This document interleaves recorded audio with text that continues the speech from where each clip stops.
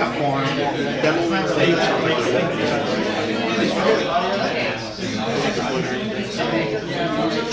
yeah, I guess we could ask like yeah.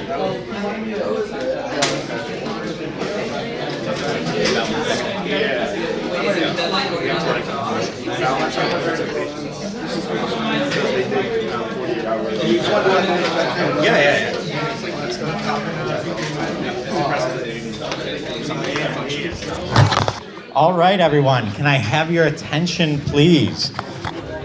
We are going to start the demo and presentation part of the hackathon.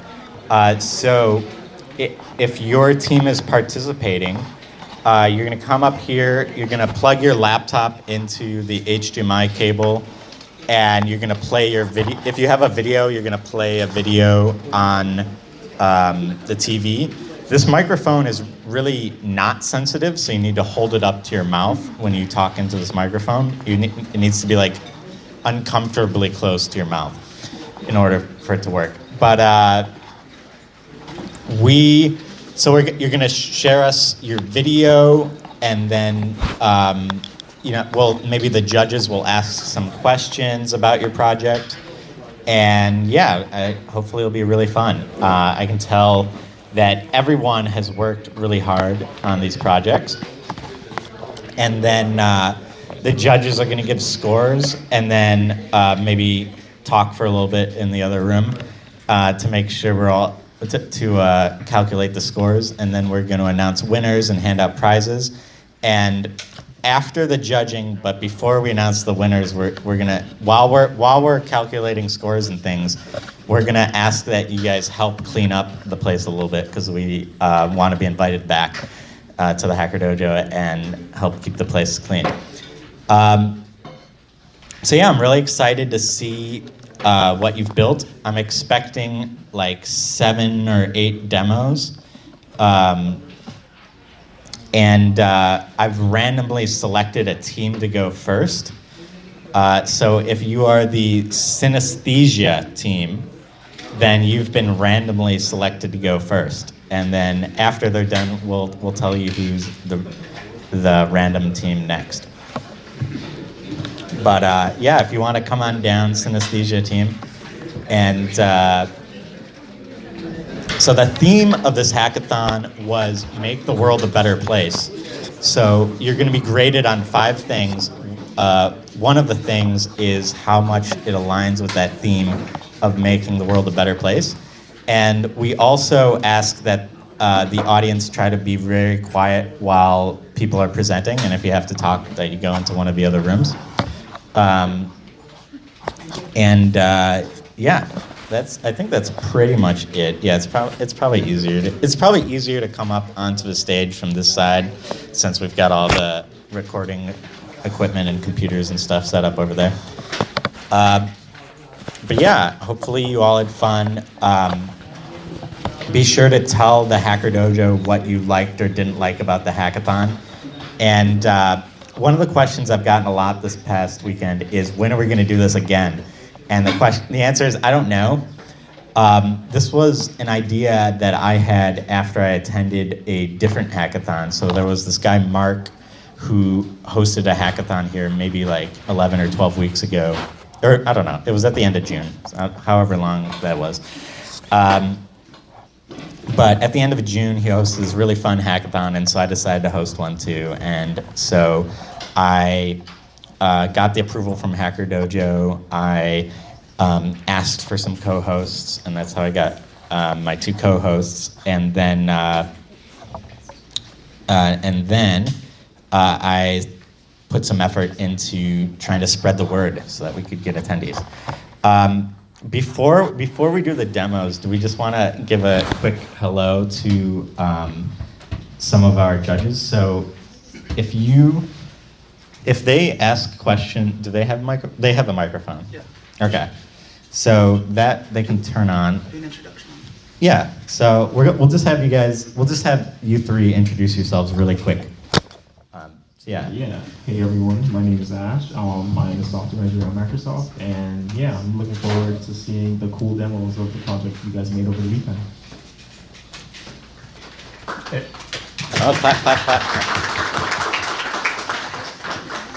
Hey everyone, I'm CJ. I am marketer by trade, serial entrepreneur. I've worked with a number of companies, launched a lot of products internationally and domestically.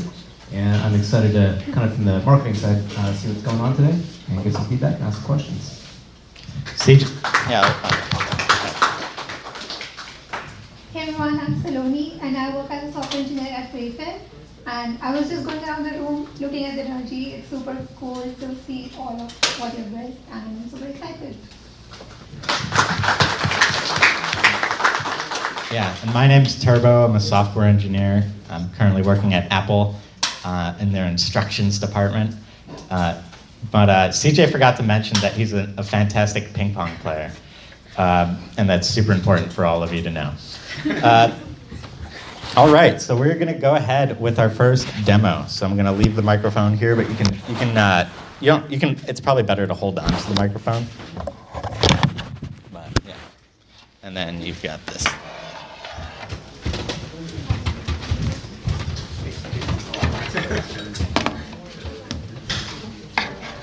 Just airplay to the screen. Just plug it in. Just plug it in. It's fine. AirPlay hardly ever works.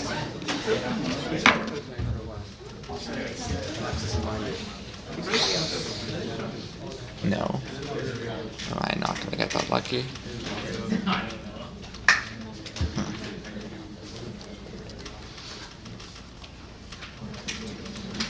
Okay, good. Good. Doing something. You gotta drag the screen. You gotta drag it. Oh, You gotta drag it. I see. Like that. Right. Let's talk about the project a little bit before we... Hey everyone. I'm Rishi. I'm Ansh. Yeah, so we're in high school right now. This is probably our 4th hackathon maybe, and we're really glad to be here. So this weekend we decided to make a music visualizer for our project. Hence the name synesthesia. Synesthesia is a condition in which one of your senses, one or more if you're lucky, but one of your senses is linked up to your auditory perception, meaning that you can see music. So we took inspiration from that. And we wanted everyone to be able to see music the same way. Some people have hearing challenges. Others just, well, have no sense of pitch, unfortunately. That includes me and him. So for all of us who are less musically gifted, we want to be able to enjoy our music in more ways than one. And so that's what this project is all about. It is about recreating the same magical musical experience for everyone, regardless of who they are, with what abilities, what capabilities, or what interests. Now, this might sound like it works incredibly right now, but it's more a proof of concept than anything.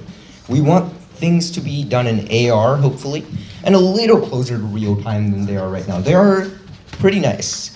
Loading times are not bad at all. In fact, this entire short piece took only around 5-6 seconds of loading time, which is very nice for us. Now, we don't know how AR would change that, but we would love to check it out. So let's talk a little bit about the technical details of this piece. In the meantime, you'll see a sort of playthrough of the process of loading in a sound piece into here. As currently it is not real time, we have to load in a sound piece, generate files, and then run it through Blender. We've written a Blender script that will convert the sound piece into effectively movements of particles. So Blender is, by the way, a 3D software which allows us to use a rendering engine, a real-time rendering engine. So right now what we're doing, we've loaded in a particular piece into a library called Librosa, and then we're using just a custom-generated algorithm for the amplitude. And right now we're parsing through our data. We're parsing through our data at the moment, so if you can pause it here, please. So what we've done here, this is finding some pitch. So this is using a fast Fourier transform. What a fast Fourier transform is, you may or may not know, is it is essentially an algorithm that breaks up one single sound wave into several sound waves. And from that, we're detecting the dominant frequency. So essentially, in more non-mathematical speak, that turns into just taking music and finding notes. Every note has a harmonic series associated with it. That's several frequencies that give us the one note that we love to hear. And we're doing that through our detect pitch algorithms here. Right? So now we're getting some data. Well, it's not very helpful data at the moment, so we have to parse it, which we've done through a more, unfortunately, that particular program takes a little longer to load, but it's worked nicely so far. So we effectively read this exact data into Blender now. We've just put all of that into a file, and we're going to run the Blender program. This will take about 10 seconds. Depending on the length of the song, this is a 3-minute piece. We take 10 seconds of processing time, which is fairly decent. We could do better, but it's not terrible. This then produces our output. Yeah, that's our output. So This doesn't have volume, actually, don't worry about it. well, there is a piece in the background. Unfortunately, it doesn't look like our volume is working. Why isn't our volume working? Well, but this is essentially what we have here. We have a shader system that uses OpenGL for shading. Yeah, I think using laptop speakers would probably work out better. Pause it. 1 second. Let us. And we're using OpenGL for the shading here. This is just a node system that basically translates a lot of code into very little code. It's very convenient for all of us. Those particles were hand designed, but it would be easier in the future if we had a little more time to make those particle systems, which are also just mathematically controlled. That would have been nicer. But right now we just didn't have time to do that. So we basically made a demo of what it could look like with just a bit more time. Okay, hopefully this video should actually have audio in it. If not, this would be unfortunate. We tried our best to just use a very simple piece. Nothing much, just very clear single tones so that you can get the idea of what this does data-wise. Okay. So this is just going to run off laptop speakers because I don't know how. You can put the microphone up to the laptop.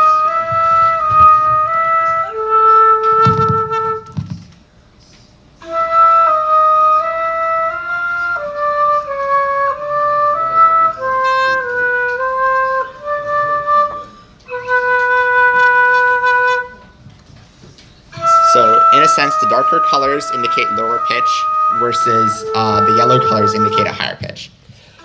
Yes, and we have movement to signify the amplitude. So in this case, our volume stays pretty constant. But the good news is that overall, the entire thing seems to be detecting pitch very nicely. So this is a piece without too many sharp changes in pitch, because we were actually very worried initially that there would be a lot of issues relating to that. But then we later loaded in a piece that didn't sound very nice, but had a lot of quick, sharp, rapid changes in notes, and it worked very nicely. So we're very proud of making that work out. What Rishi isn't mentioning is that he actually played this piece in the morning. But yeah. But yeah, that's our project. Does anybody have any questions or similar? No. Okay. Yeah. Oh, judges. Yes. You can give a. Oh yeah. Does the audience go first or else? Or? Let's just us ask questions. Okay. There's no time for audience questions. So good presentation. I like the format and kind of the issue to the solution, what you're creating, and how it works, and simplification, etc. So that's good on the communication side. Who's your audience for this, for using it? Our idea is, among other things, so we have two primary audiences. One is the community of artists and enthusiasts for music. that may be hearing impaired or have hearing difficulties. Our other main audience are creators. We think that this has a lot of potential, especially if we implement it in AR, to work well with TikToks, Insta Reels, things like that for musicians to kind of make their pieces look a lot more flashy with as little editing as possible. Yeah, good job. I thought it was very creative. A question I have is it only pitch that you can visualize, or is it possible to like visualize other things like tone or like He was doing volume as well. So pitch and volume? Yeah, pitch and volume at the moment. We have software, or we wrote software to detect tone as well. We didn't end up visualizing that, but maybe in the future we might do that. Yeah, in a sense, our Fourier transform does recognize tones, but we try to select only the dominant frequency. So we effectively throw out all that additional information. You could definitely, with additional work, show tone as well. Great work on the presentation. That was super cool to see. My question is, so the theme of the hackathon is to solve world's problems. So what problem are you solving here? Well, you know, they say make the world better just bit by bit. So we took a bit of a niche problem in hand, which is just hearing impaired people's challenges. That's our main problem here. We're focusing on making music accessible to everyone. Right now, music is, especially classical music, is not very accessible often. People don't understand why it's nice. People can't connect with it. They can't emote with it. So this is meant to help everyone, anyone, people least likely to relate to music, to connect to music through visual standpoints. That's the idea. Okay, cool. All right. Well, in the interest of time, thank you. Let's give them a round of applause.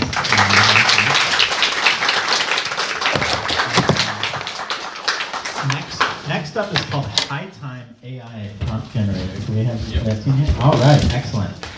You're next. And you can have your walk around the stage. Yeah, maybe if we could go around the other side. Were you able to submit via typo?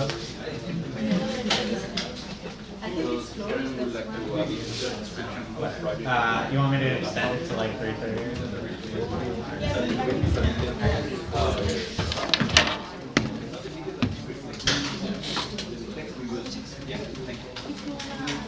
Do we have to upload a video or something? No.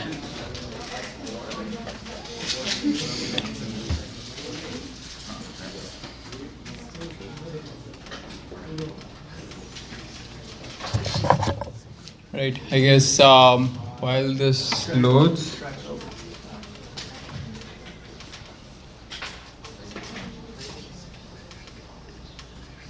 all right.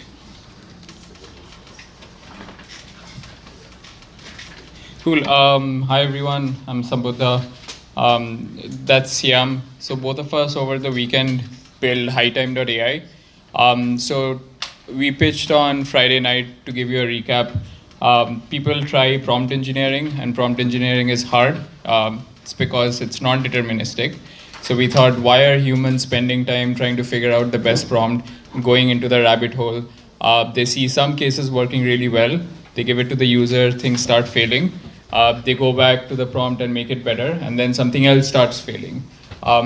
So reliability is a big issue with prompt engineering, and we thought, why not give a bunch of data to machines and let machines figure out the style that users like, and then based on that, develop a prompt, include a bunch of techniques that's out there based on like popular research papers, and then figure out the best response and give it back to the user. So that's what we built. Let's go ahead and take a quick example. So here, what you see is you put your API keys, you give it a Jinja 2 prompt template, and you give it some queries. So in this case, it's 2 test cases. So let's take an example.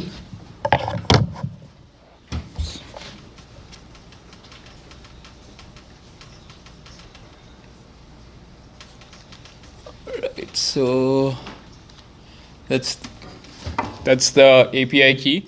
Now let's say it's travel season and I tell it, you are travel GPT. Your job is to answer travel questions based on the user query. And this is the user query I give it. And then I can give it a couple of test cases. So the first one, let's say, how far is San Francisco from San Jose? And then I can give it one other test case, which is what's the best month to visit Miami?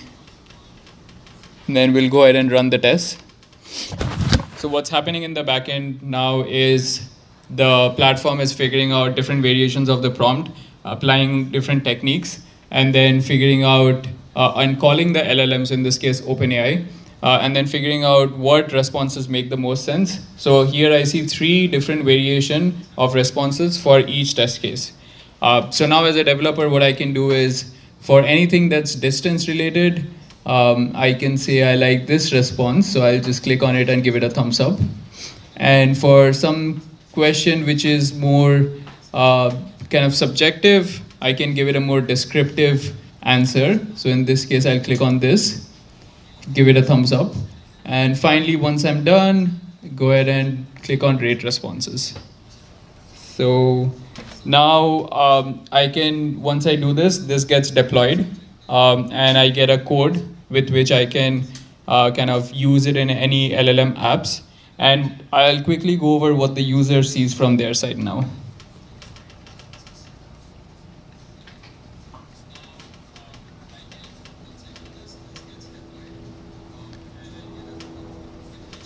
Cool, so let's clear this. And so this is from the user side. Let's just pick a random query. Say what's the distance from San Jose to, let's say, Santa Cruz.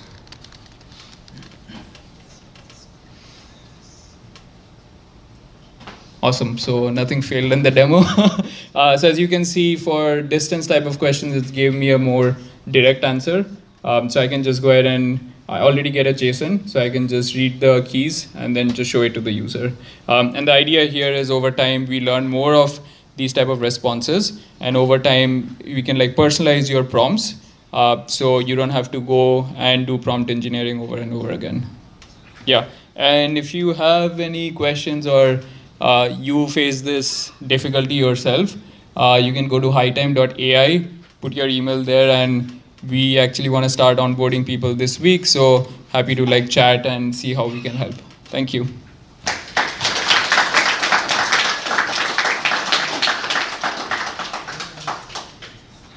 That's great presentation. My question is, so is this basically prompt chaining with Euclidean distances? So are you essentially doing like, there is a prompt template and you're chaining that with the actual, can you go back to arc? Here? Yeah. So are you just doing like prompt chaining with prompt template and then user query? Are those two going to form one prompt in ChatGPT? So just making sure I understand the question correctly. So usually what the prompt, how the prompt templates work is you give it a query like this, and then when I say user query, the query that I gave here, this gets replaced and put here. Okay, so this is the same if I go to ChatGPT and write this and then followed by user query. So it's basically you are travel GPT, your job is to answer the travel question based on the user query, and the user query is how far is San Francisco from San Jose. I see. But how do you get 3 different responses from that? Are you sending the same thing 3 different times to ChatGPT, or are you sending different prompts to ChatGPT each time? Different prompts. So there are techniques like chain of thought, tree of thought, and some other techniques that we tried. And then based on that, we give out like different variations and then give it back to the developer to kind of learn what their style is. Yeah, because here I'm seeing the responses, but I'm not seeing the prompts that it's sending. Yeah. So I think it'd be cool to see the prompts as well, so we can see how different or similar the prompts are. Sure. Okay. So, do you only support OpenAI, and is there Like, are you going to allow a user to maybe pick which model they want to use? Yeah, so just for the hackathon, we picked OpenAI, but we want to also integrate with Palm API and Anthropic Cloud, and maybe some open source models if you want to try those as well. So 2 questions. What issue is this solving? And how does this relate to the theme? Because it seems very narrow with its use cases.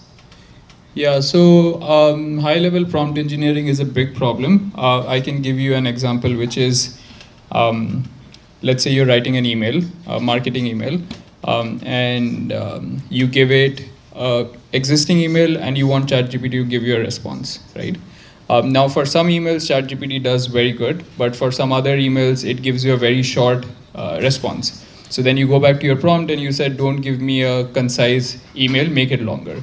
Now what happens is for the other cases that it was working well, now it gives a very long email. So now you're stuck, like what do you do? So with this, what we are saying is we learn the style, like based on the input email, we figure out if emails are like this, then you prefer a more concise email, whereas if emails are some other style, you want a longer email. So it learns the pragmatics of what you're trying to do. Yeah. Okay. And your other question, like how does it help? How does it align with the theme? Yeah, so I think prompt engineering, first of all, takes up a long time from developers' productivity. So that's one. And because of that, over the last 6 months, we have seen a lot of really cool demos with LLMs, but haven't really seen like production-ready, reliable apps. So it's helping solve people go from demos to production quicker in a more reliable fashion. So what I got out of this is 2 things, 2 P's, personalization and productivity. Yeah. Right, personalizes as to what they want to write, as well as productivity, getting things launched faster. Yeah, faster and reliable, yeah. Yep, cool. Thank you. Just one more question. So by personalization, do we mean that if I continue to ask prompts in one segment, will it learn how what I want to work on, or my niche or something? So I think you're referring to user-specific personalization. We have plans for that in the future, but right now it's just developer-focused personalization. But we also want to target that segment, which is after you do like developer-specific, you also want to go customer-specific. Thanks for the question. Yeah. All right. Yeah, that's it. Let's give High Time AI a round of applause. And next is called Skip to a Human. So do we have that team here? Skip to a Human.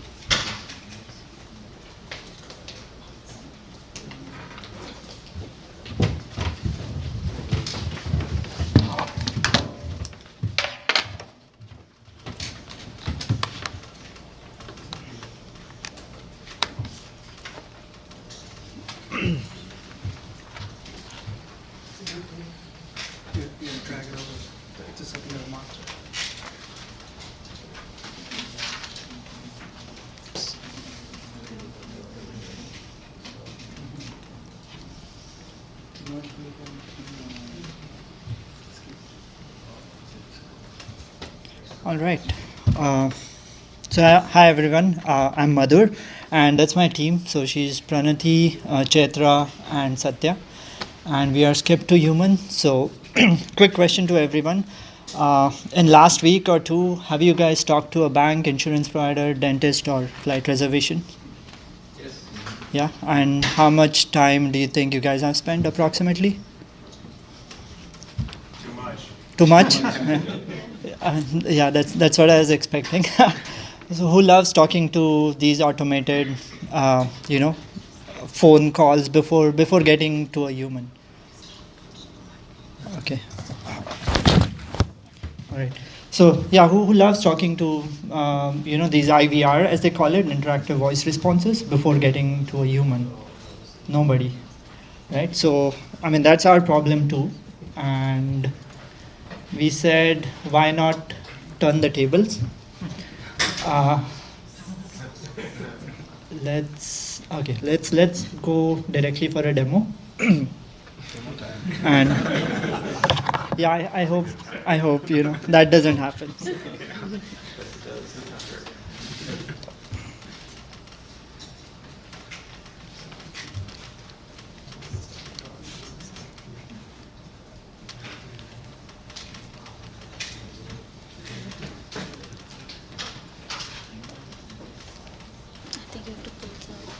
Yeah, I know, it's a different tab.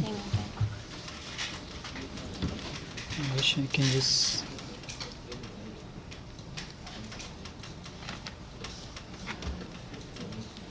Sorry, give me a second. Do you want to open the YouTube link?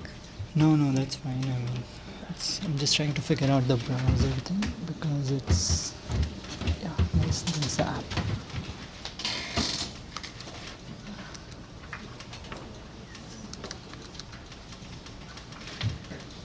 Let me expand this. It's too tiny. It's okay. All right, so that's our landing page. And so let's say you want to talk to, I don't know, maybe JetBlue. So I'll put the number to JetBlue. Can you tell me the number? 538253. Oh, you're not able to see that here. Yeah. And then you select the reason. So let's say I want to call for my reservation, like bunch of reasons. You might want to call a provider. And then I click go and I skip to this window. So here it says calling that number for assistance with reservations. And the text is too tiny, the sound. Command plus. Can you zoom in? Yeah, I'll zoom in.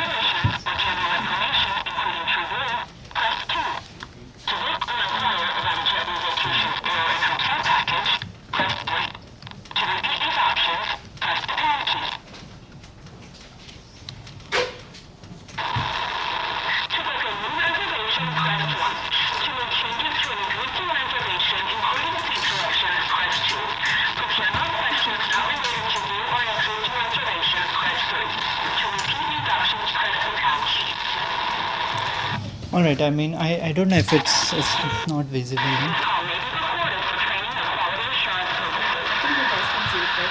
We can hear it. I think it's...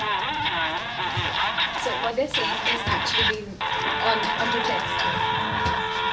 I don't know if you guys can hear, but I'm already on a call with JetBlue right now, and it's trying to connect me to a human. So I wish I could zoom it. Let me try doing that actually.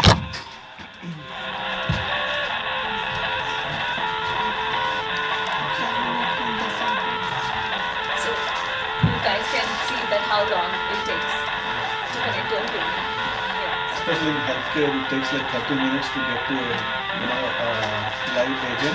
So this basically takes that heavy lifting and then helps you to connect to a human, and you can do your activity in parallel while that is happening. And get notified when. It's not too big. Yeah, I think. Yeah, now it's better. It is functional.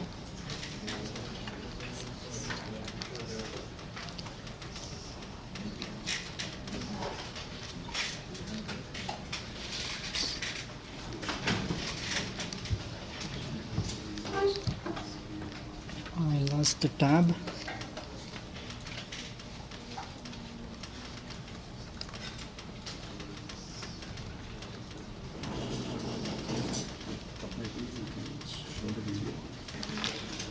Yeah, I guess let me just open the video, but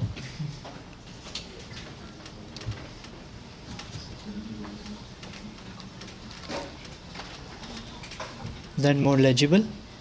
Yeah, the volume also. Volume.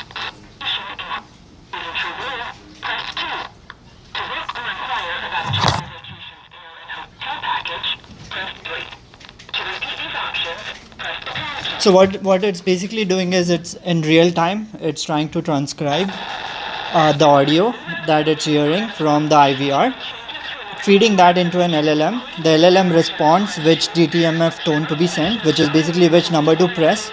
So that number is being pressed through Twilio API. So if you see this line, so it says send DTMF tone 2, which means press number 2. It does that, and then it waits for another response, and then takes the next step, so on and so forth, and then it eventually connects you to a human, and then you should be able to directly talk to a human.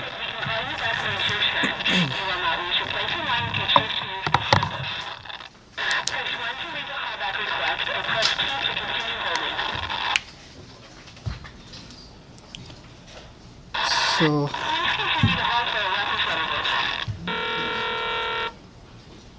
it says please continue to hold for a representative. So that's the last step, and it might like just continue waiting for 20 minutes because there was a 20-minute wait when I recorded this video. So that's all. And going back to the slides.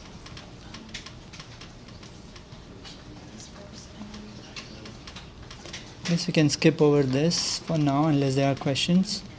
And yeah, for the next steps, we would like to improve the sound quality because right now the quality was really bad. The reason being the audio that we get from Twilio is mu-law encoded. We want to like decode that and feed it into the speakers. We would want to detect a custom model to detect a human on the other line because right now we don't have that in place. And eventually also have the user to provide a callback number so that once a human is connected, like the system will automatically call back to the human. So the human does not have to listen to all the trash.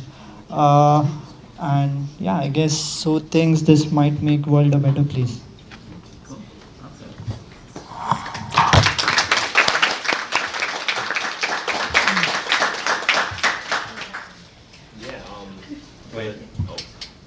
There's a button. Good presentation. I think like this is extremely useful because like personally, yeah, I really hate like waiting on a phone because like the music that they like have you listen to like always sucks. So yeah, I just really hate that. So yeah, I think I agree that this does make the world a better place. I'm just my question is about like scalability. So you mentioned like you were calling JetBlue, like what, like are you limited to the kind of company that you can like apply this to, or is it just basically any company that allows you to kind of wait? So any 1800 number or 1888 number, so any toll-free number most likely, but again even if it's a paid number that should be okay. Like the customer might have to pay for this service, but in exchange he's saving time. So my other question is that sometimes they ask for like multiple steps. So for like healthcare companies, it could be like press 1 for like your. Yeah.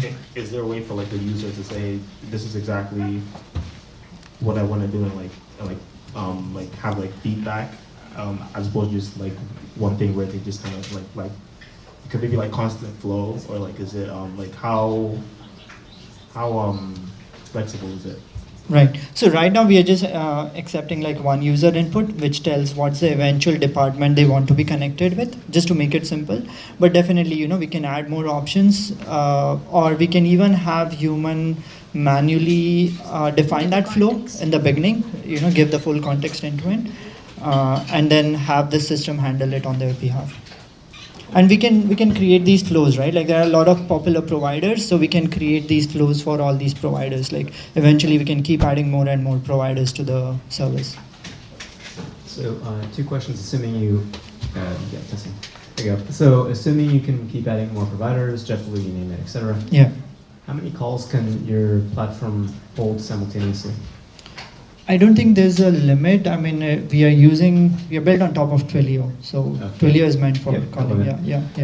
And then more importantly, what's the precision of getting to a human or skipping to a human? In other words, for every 10 calls, for example, how many times do you actually get to a human rather than not?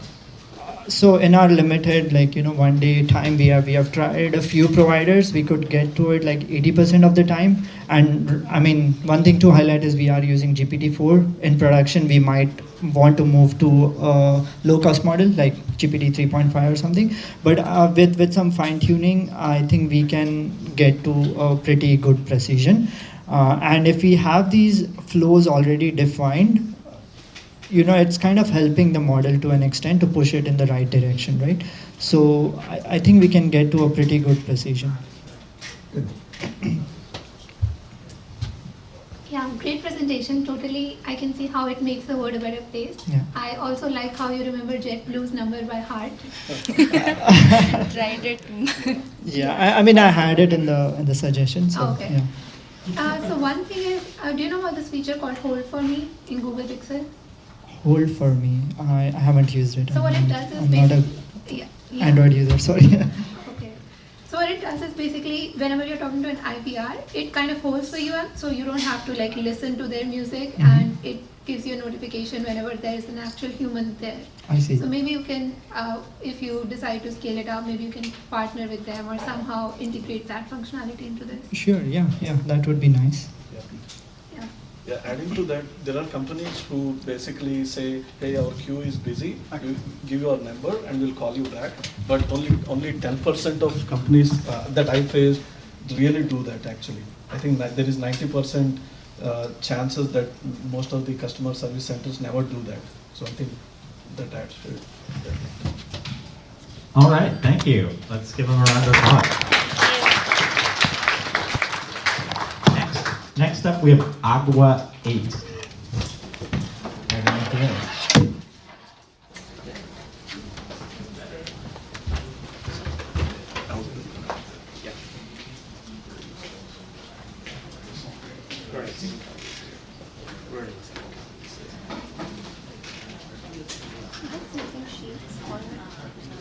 I'm just using this, but yeah, it's the same thing. Yeah, I'm just going to use Excel because of whatever. Yeah.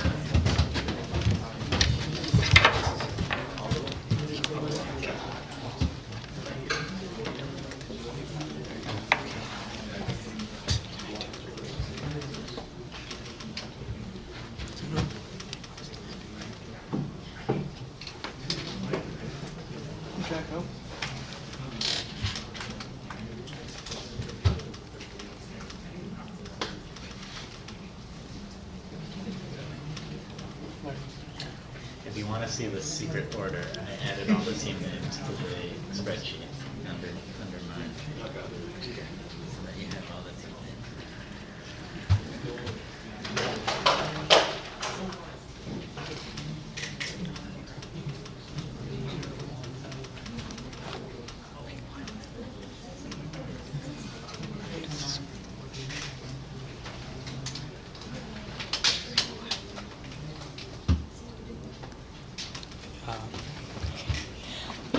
Hi.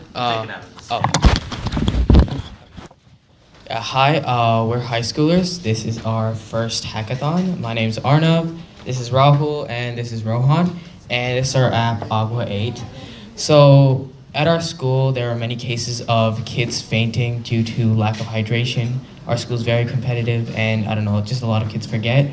So we tried to make an app that could help kids or just anyone of any age to help track how much water they take, because water is a very important thing, hydration is important, and we just think it would be good for the world and just good for people in general. So we've made a little video just of our app, how we built it, how we thought of it, and yeah, we're just gonna play it.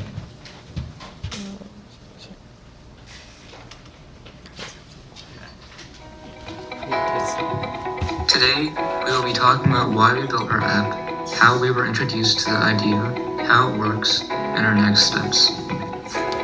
First, let's see the science behind dehydration.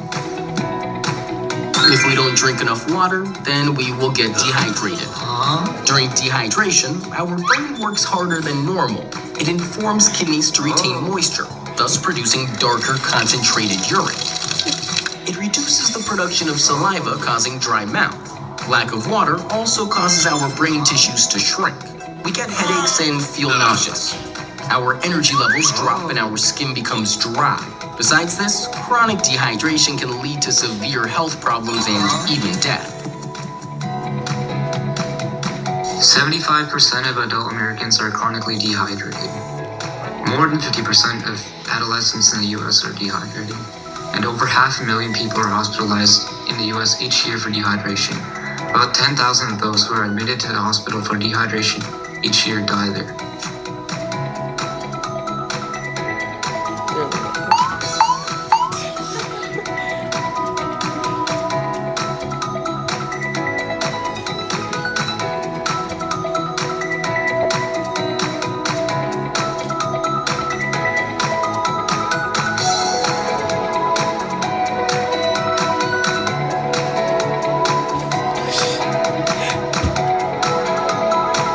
Now it's time for a demo.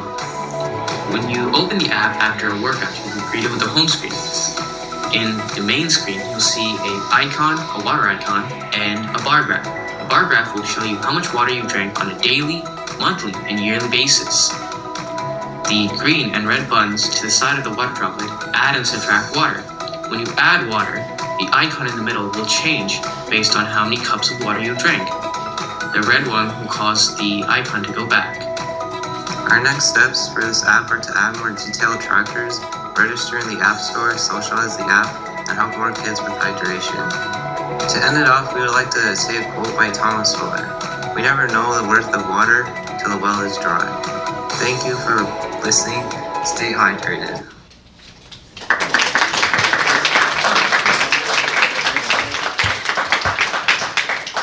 All right, yeah, thank you. Does anyone have any questions?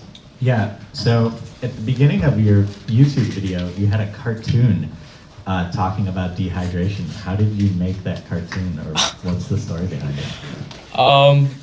We, in these 3 days, we didn't have time to animate that, so we just found an explanation video off like YouTube just to explain it, because I feel like us talking would be a little more boring, and cartoons are fun for all ages. Yeah, that was a great video. So my question is, how much of this work did you do in the weekend, or was this something that you were pursuing from before? We actually thought of this idea like Friday during the hackathon, so we worked Friday, Saturday, and Sunday to make this and edit the video through Saturday and Sunday. Okay. Yeah. Great. How does the end product looks like? Is it like an Android app? It's currently an iOS app, so we don't have it on the App Store yet, but we have uploaded it into an iPhone, as you can see in the video, and through that you can just use it, I guess. Okay, so I can like check, okay, today I drank like... Yeah, you drank so-and-so amount of water, and you can check how much you drank on like a monthly basis and yearly basis too. And it'll just show your averages, I guess, yeah. Got it. And can I integrate this, I mean, not now I guess, but probably I can integrate this with Fitbit or my iOS, like iWatch or whatever. That's what we're planning to do. We're planning to try and get it on more devices, especially ones that can track health easier. So, yeah. Yeah, good job. I think this really stuck to the theme. So yeah, that was great. My question is that like, if you don't drink enough water, does it like notify you and like say, hey, drink water, or like is there any like feedback? So that's something we're trying to push for, so notifications. So like, let's say you didn't reach your daily water goal, or just for over a long period of time you've been missing your goals constantly. We're planning to let it make sure it like reminds you, or just in the notifications, or just in some form. Yeah. And like, how would you know how much water like a person should drink a day? Like, is it like based on age? Like how? So we have something in there that currently bases off weight, but we're gonna make it off age, height, gender, the place you live in, how much you work out, stuff like that. So it's more exact and more like, specified for that user. Cool. And who's like your main target audience for this? Just, I guess, people across the U.S., but like especially kids in our school, or like just of our age range, so adolescents, because again, there are a lot of people at our school fainting from lack of hydration, so we're just trying to help with that. Great presentation. Thank you. Especially for 3 days. Yeah. Where do you see this going in the next year or two? So we would just want to, get this out for more kids. Just we want them to be like, we want them to notice like hydration more, just get to know it better and understand how much they need it. So we're trying to take this app, make it go further, and make it like, make more people know about it. I guess so. Like people in our school, people outside of schools, just in general. How many people would you want to have downloaded this app and used it about a year or two from now? Hopefully we can get like at least the majority of our school. That's what we're currently aiming for. So maybe like 800 or so people at the moment. But if we can, continue improving it, make it more user friendly, give it more like, improvements, I guess. Sure, we can maybe get more. I guess. Exciting idea. Maybe focus on athletes. All right. Yeah. Okay. Someone from YouTube was asked, because we're live streaming this, so you're also getting questions in the YouTube live comments. Yeah. Someone was asking, like, is how much, when you increment it by one, like, how much is one water? It's currently 1 cup. It's set at 1 cup.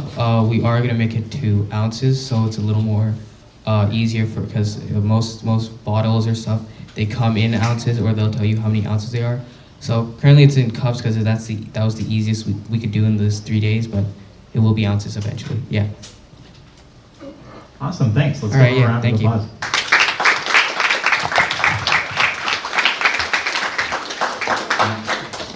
Next up is finger language recognition.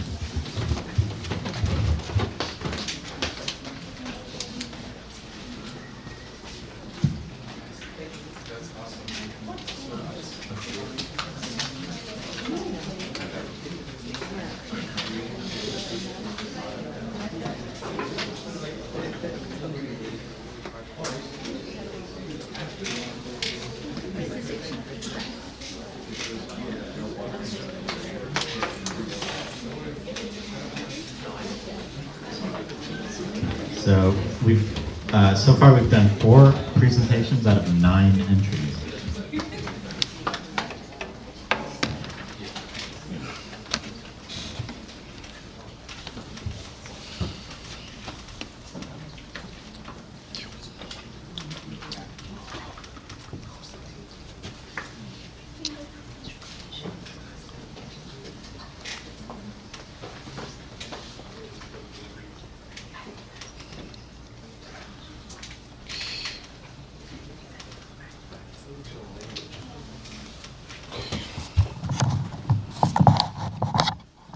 Hi all. So my name is Prashanjit and I'm Kaibyao. Yeah, so we have done the finger language recognitions, so it will help to do the remote communications.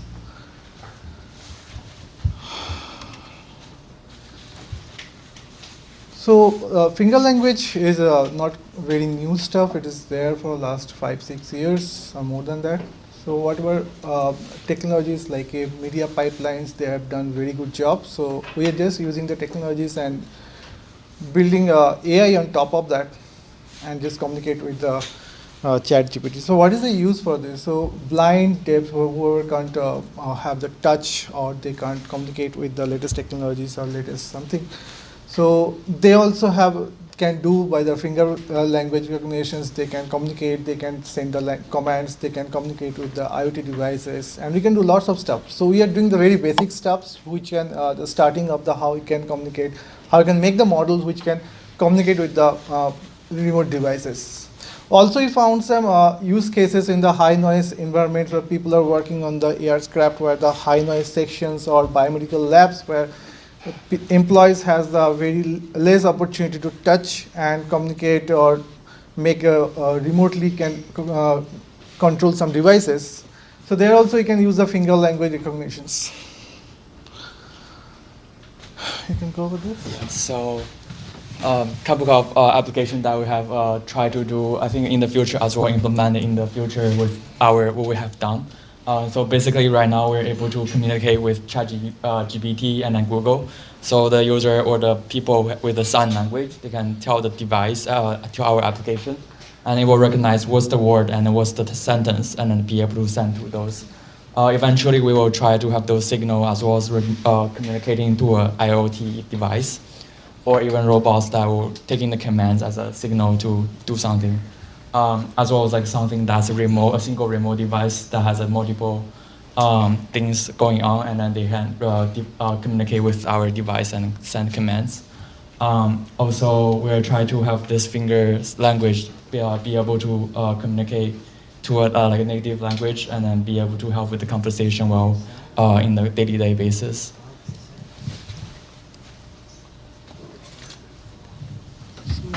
So Google come up with some competitions for last 4 months, and they have uploaded a couple of their very standard data sets. So we also did the same thing. We collected the same data from the Kaggle. And the competition is over, but you can download and you can use the data for a training model. So this model data look like this. The column structure is something like this, and there are 1, 6 to 9 number of columns, and there might. So what they did, the media pipelines, they have captured the face, left hand, right hand, pose, everything they have captured for each text or each letters, and this letter can combine a single text or sentences. So it will just look like their data sets. And yeah, so that's the main thing. So we not interested with the face or other things. So we are interested in the left hand and right hand. So hand recognitions, hand can be pointed out all the different coordinates, and based on coordinates we can see the data sets. We have all the different coordinates for different kind of signs. And by that, we can give the training to the ML models, and then models can recognize, okay, this is A, B, C, or 1, 2, 3, all this stuff. So yeah, the way we achieve this is we have the media pipeline that track all the fingerprints. So it will map out the lines where the tip and then where's the points for the recognition. And then after we get all the points, then we can use TensorFlow ML models to build the single command that how is that this is which letter, and then what's the meaning of it, and then we are able to extract the meaning and then be able to print out or send this message to another device. So milestones, we are very basic stage to build the models. So we are planning to complete this one in the August, September, and the next milestone over the year. We are going to train the TensorFlow in the TensorFlow Lite, where you can install in the IoT devices, integrate with the different hardware, or just customize hardware that we can sync the hardware size and how we can put the model over there that we can integrate with the, we can use in the real time some users, and you can have some trial. Technologies we use with Kaggle datasets, media pipelines, TensorFlow, and the Python. And this is some very basic use cases. We're going to start with the helmets, where you can fit the, and whoever they're doing the cyclings or blind, they can put the helmets. And this is very cheaper options. So we'll start with this, then we can improve our hardware. That's the plan. Next. And then a couple of different cases, we can have Google specs. So we have eyeglasses that can be able to interpret what's the meaning of the sign, and then be able to have we as a normal, and then be able to, like a regular person, that be able to understand with the sign language by another person or by another device even. Yes. But also in some environment that people doesn't really want to talk to to another person, that they want to have a signal to another device, and then be able to talk to other people as well. And as well as we mentioned earlier, is the environment that have a high noise, like factory that's very loud, and then people have hard communication to another, and they are able to use this device and then be able to interpret what another person is trying to convey by the sign. As well as another implementation we may have is the human-robot interaction. So there, right now, the robot may able to recognize what's the voice and then be able to interpret it. But another way we can do is by the hand signal, which is much easier if it's just the simple command. As well as for the people who cannot speak, this is an easy way for them to interact with the robot. As well, other part, we may be able to do something with the joystick, without joystick, and then also without keyboard, be able to print out and then be able to do ladder and the signs. And any questions? That's That's our. Thank you so much. And then we may have the video. Oh, okay. Yeah, for the team.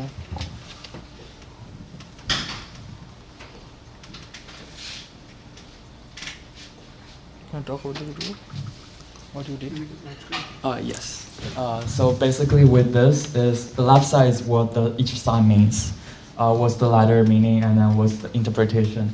And then here we have the program running and then we're giving signs, be able to print out those letters. We're interpreting all the coordinates from the points and then be able to interpret it by our trained models, be able to print out the letters. And then with this, we have one sentence, one word. And then we send this command to Google, then we get the feedback, what's the Google's return, what's the link or whatever. And we do also have this with our GPT that has like sending commands and be able to get a GPT response based off what we have typed out. And yeah, right now I think with this we just try out different variations, sending commands to Google. And as you can see, the model right here is kind of interpreting where's the hand and where's the other points, and then what's the letter that need to be printed out. And then once it's confirmed, that will type onto the sentence.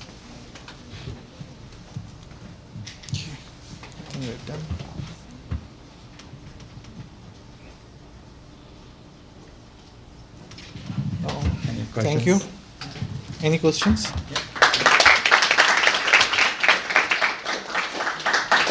Yeah. My question is, how much of this did you work on this weekend versus how much of this did you do beforehand, maybe for like a Kaggle competition or something? Kaggle I have seen very late, so we have no preparations before coming to the hackathons. We just did at the day of yesterday, most of the work. Not today also, but most of the work we have done in one day. Cool, awesome, great. What's the time lag between when the sign is done versus it like detecting the letter? And can that be improved over time?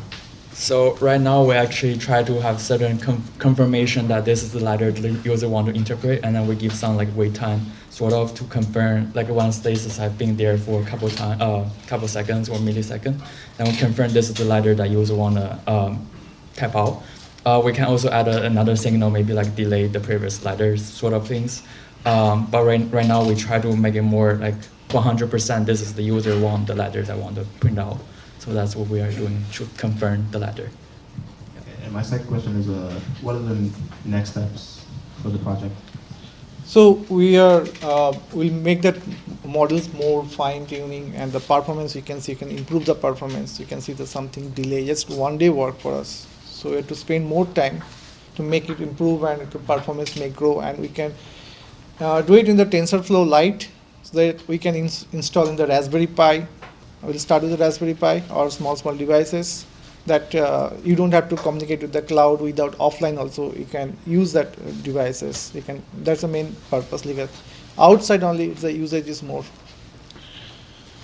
This is a very comprehensive product plan, so well done on that. Yeah. Where did the inspiration come from for this project? Can you repeat it? Where did the inspiration come from for this project?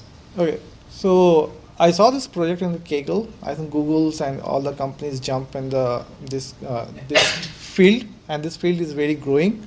But the ChatGPT I can see is growing there. But who are the blind, whoever this kind of disability, so they are always be backend of so we are growing the technologies, but they are still can't use those technologies. So we are just filling the gap over there, that this people who are disabled not able to find the way to do the touch or make the communications with this ChatGPT or these booming markets. So the gap can be filled up with this simple stuff. So following a trend. Yeah. Following trend, helping people. That's great. That's a lot of progress for just one day of work, so congrats on that. Can you go to slide 11? Go to 11. I understand that this will be useful in Google Class because you can like interpret what someone is saying in real time. But what's this helmet and like what's with children cycling? So children say this is the first demo or the models we can come up with. There's a very cheaper options like in the helmet. We already have the helmet on top of it, put the camera and just put some Raspberry Pi over there. And we can give it to some blind or some children or someone's whoever cycling or going outside for the hikings. You want to see something, you want to communicate with the. So this is a very cheaper option you can build. And for the demo purpose, just start point, we can do with this. So we don't need the huge hardware expertise, all these things, because we don't have the hardware expertise. So this is, I thought, okay, let's start with this, then you can modify, I can go over some other part.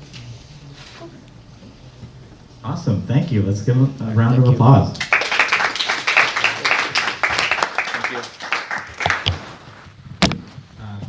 Next up, we have Pothole Patrol. So my plan is, it looks like we've got 4 more demos. My plan is to just power through them without a break, but if any of the judges need a break, feel free to flag me down and I can take a break. But in the interest of time, I was just going to try to power through it. Also, Apple is doing some finger recognition. If you saw the announcement video for Apple Vision Pro, you might be able to control it with the hand it's got the camera's pointed at. All right, we have a very big team. We don't know how our team got this big, but that's what we got. But they're all great. So we have actually our entire presentation put into a video format. So we're just gonna roll the film and welcome to Pothole Patrol.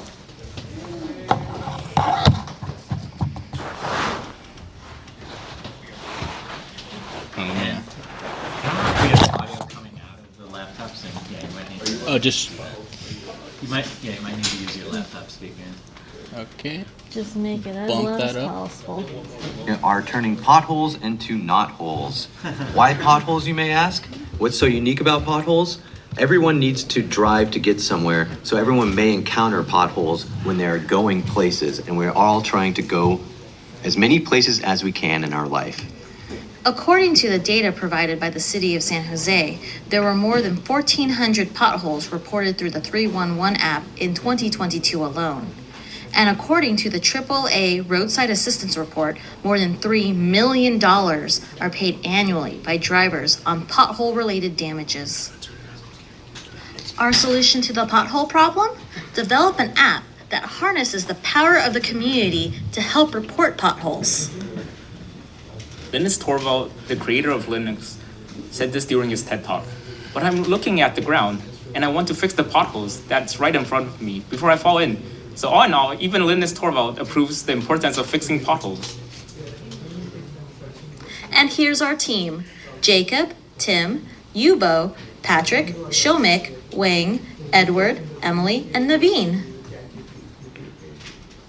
As part of the high-level design, we came up with these components: the front-end service, back-end Go-based service, data validation service, which is a ML-based service, Postgres DB to persist the data, social reward service, reporting service, and pothole status service.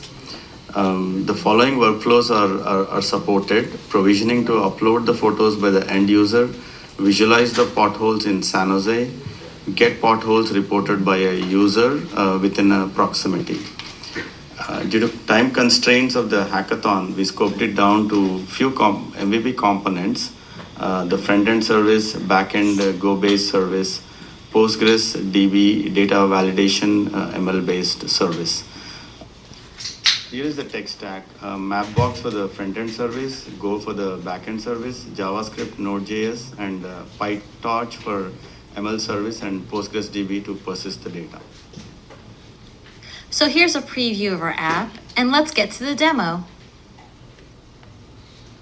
So we have a 3D map of potholes, and each pothole is represented by one circle, and they vary in size and color based on severity. So if they're larger, they will be more severe. And then, as you can see by this legend, the more red they become, the more severe they are.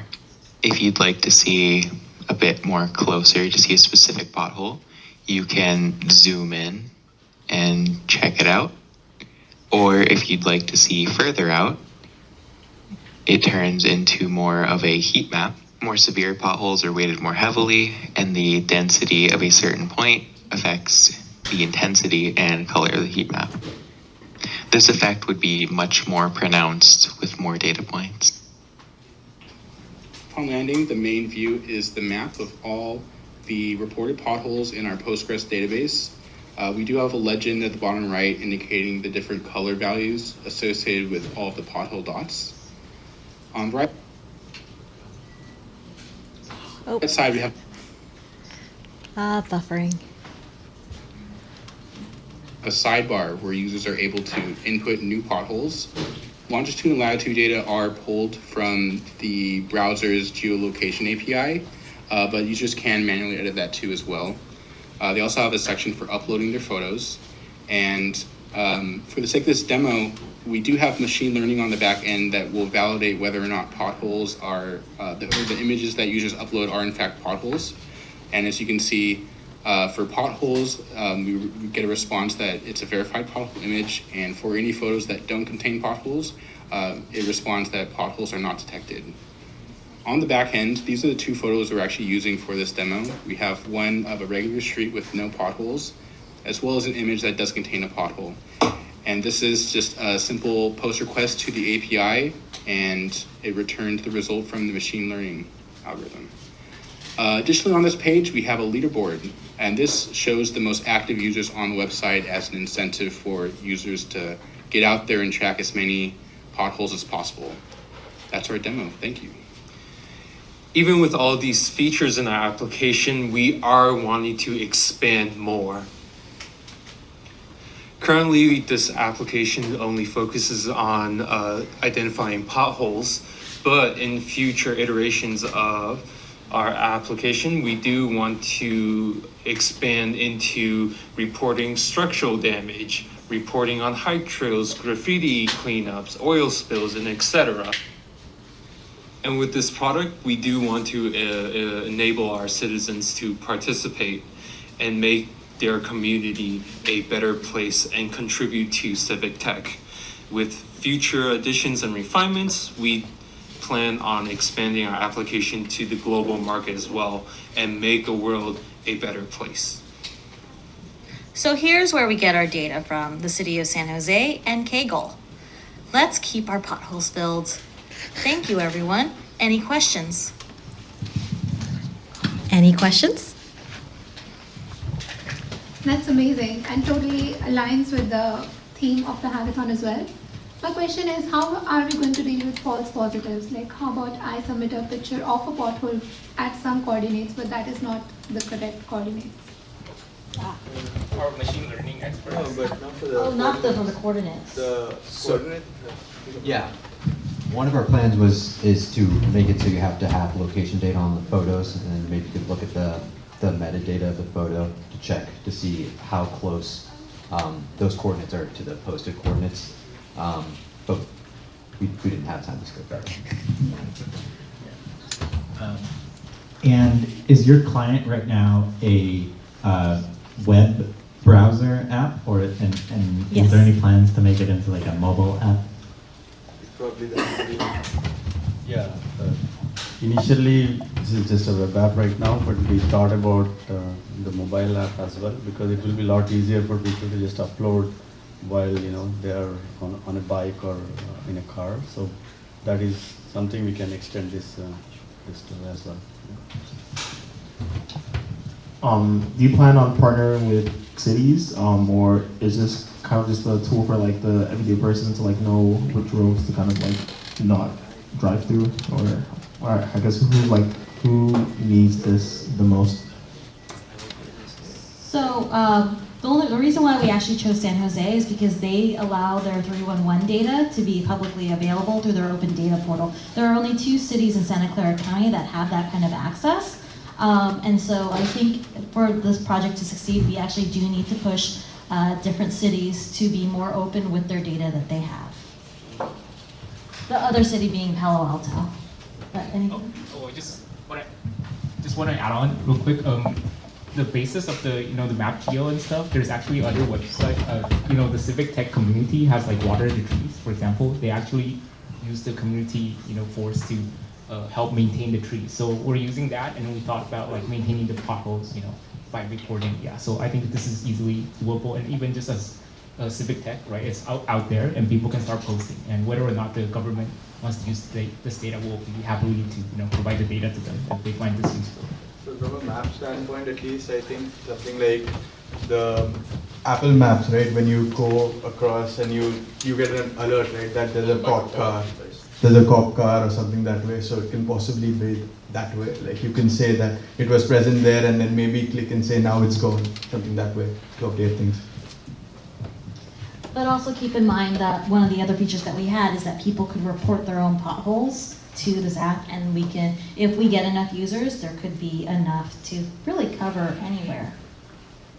If Google, Apple, and or Waze came out with competing feature, how would you compete? Who wants to take that one? I think no pressure. Yeah. So for me, I felt like for us, first of all, I think just open source alone already can beat off them, right? I don't think they will be open sourcing their data, right? And people can for sure build on top of this, right? And also the map geo and stuff. Like I felt like for me personally, because for example, the water is because I run as the secretary for the code for San Francisco, and this is already out there. And I was just thinking like. With the map data and stuff, it makes it really interactive, right? I think people love seeing the globe and their impact. And for other apps, like you see, like right now we only have data for San Jose. Imagine the whole world using this. It can easily be expandable and start even a global movement, maybe, right? And I think for companies and stuff, people will think about this incentives. But if this is developed, by the community for the community, right? I think there's a larger impact, and we don't have, corporate bureaucracy or anything going on, right? Anyone wants to implement new fixes, just commit to our GitHub, and we'll happily approve them and add it to our functionality. All right, let's give them a round of applause. All right, next up is Whoop set for Whoop security alert.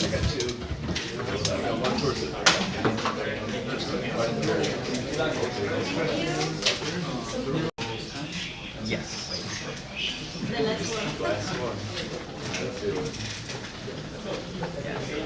There's one, yeah.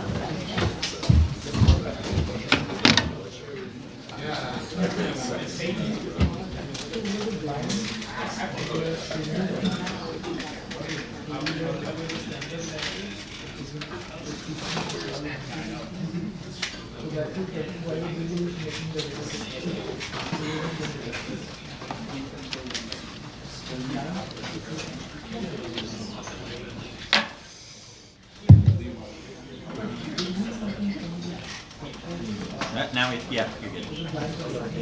Oops. Just give me 1 second.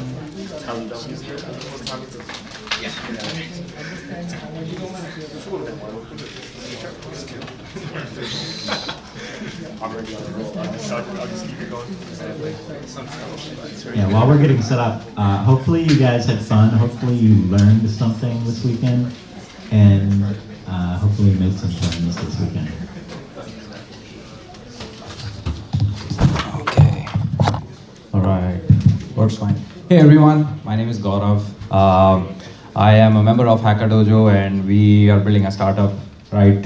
And we sit like right behind this wall. But that's not what I'm talking about today. My hackathon project is something I call WoofSec Alert. It's a fun way to nudge your coworkers, and I just have one partner in my project, which is my 8-month-old puppy Waffle. So the inspiration for this, this has been going on in my head for like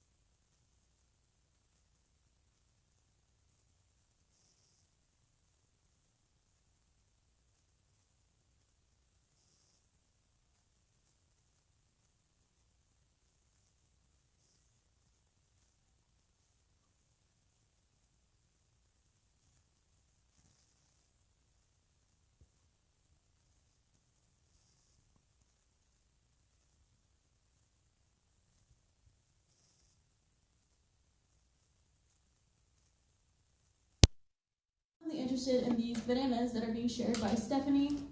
So over here, Stephanie has uploaded a picture of her bananas, and here's her reason why she no longer wants to make banana bread, so she wants to give away her bananas.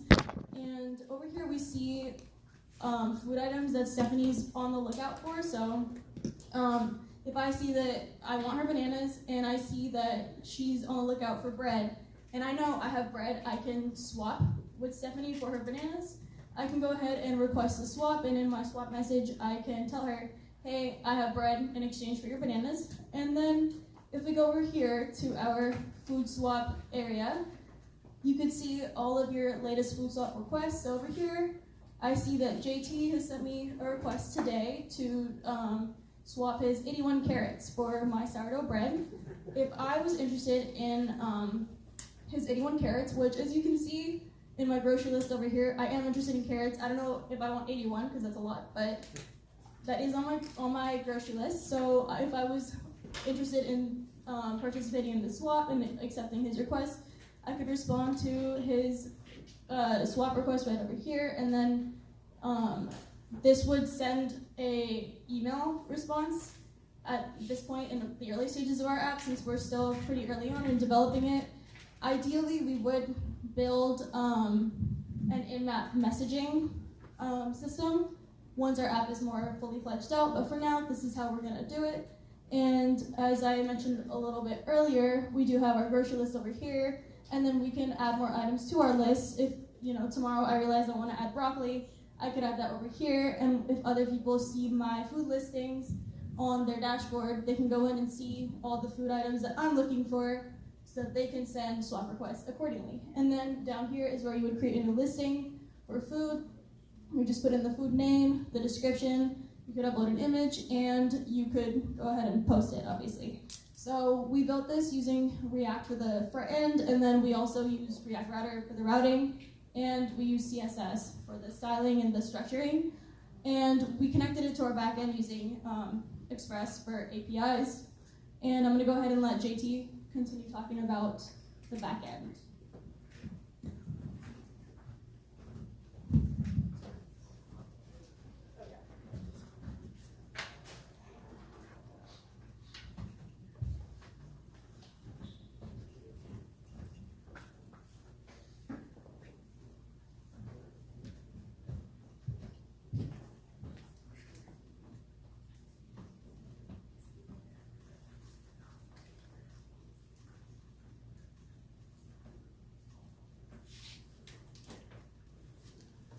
All right, so here we have a rundown of the backend for the pantry application. I've organized it into 3 folders. Here in the users folder is where we have our routes for dealing with user data. We can grab all user data. We can grab a specific user by their ID, and we can also create new users. Under the food post routes, this is where we can grab any food posts by users. We can grab all the data or a specific one by ID. We can create food posts. We can also delete food posts. Lastly, we have our trade requests. And so trade requests are when a buyer is looking to trade with a seller for a piece of food, a trade request is generated along with a status of accepted or pending or denied, etc. So we can just grab all the trade request data. We can get a specific trade request by ID. We can get all the trade requests made by a buyer, trade requests made by a certain seller, create trade requests, delete trade requests, and also edit the status of trade requests. Lastly, our backend was built using MySQL and Node and Express for the API.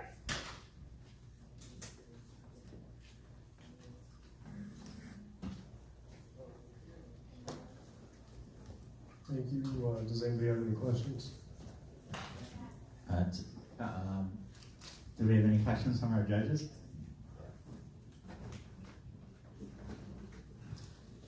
So this is geographically based, I imagine, right? Because you have to drive to the location. So that would be one limiting. I'm curious how you might overcome these limiting factors, being that it has to kind of be geographically based, as well as food spoils quickly, not all of it, but a lot of it. So how do you anticipate scaling that? I know it's a tough question. So in terms of location, right now how we have it set up is, I didn't show you guys the registration page, just for time purposes, but we have a registration page where when you sign up for our application, you input your location. We can make it more specific to city or town or some kind of municipality. I don't think I said that right, but. That's good. So in terms of food spoiling, right now we have it set up where, well, actually we don't currently have anything specifically on our app to limit, how quickly or how soon before an expiration date you could put a listing up. But since we have photos, users can see a photo of the product that they're looking at. If they look a little bit dodgy, it looks like it's close to its expiration date, you wouldn't send in the swap request. But also, buyers, or I'm going to use buyers and sellers, but this is not, we don't use money in these, but just for this ease. Buyers and sellers can communicate and however they wish, and then they can flesh out the details, as in, hey, I just bought this cheese a week ago, the expiration date is in 3 weeks, here's a picture of the expiration date, so just so you know I'm not, lying. And then that way, a buyer could go ahead and determine whether or not they want to go ahead with the swap. So while we don't currently have something hard-coded in there, we have an idea of how we want to go about doing that. Thanks. Yeah, who's the main target audience for this? So the main target audience is people who have garden, and usually when you have cherries, they all come at once, and there is not enough mouth, usually in the family, to get all those cherries at once. So it's nice to be able to share it with someone who's maybe have an orange tree, avocado. So the idea is for people who have gardens, and they have, at one point of time, they have like lots of things that they can handle, and so they exchange or they can also donate. Another part of our target audience is just general everyday people. For example, I have a really bad habit of going grocery shopping when I'm already hungry, so I might buy way more food than I actually need because, when you're hungry, you want 3 loaves of bread, not 1. So I get home and then I realize, I actually don't need this much bread, so I can go ahead and put some of my bread up, whole loaf, like 2 loaves of my bread up onto the app. So it would make it so that I wouldn't have to throw it away. I can just give it away to someone that wants it.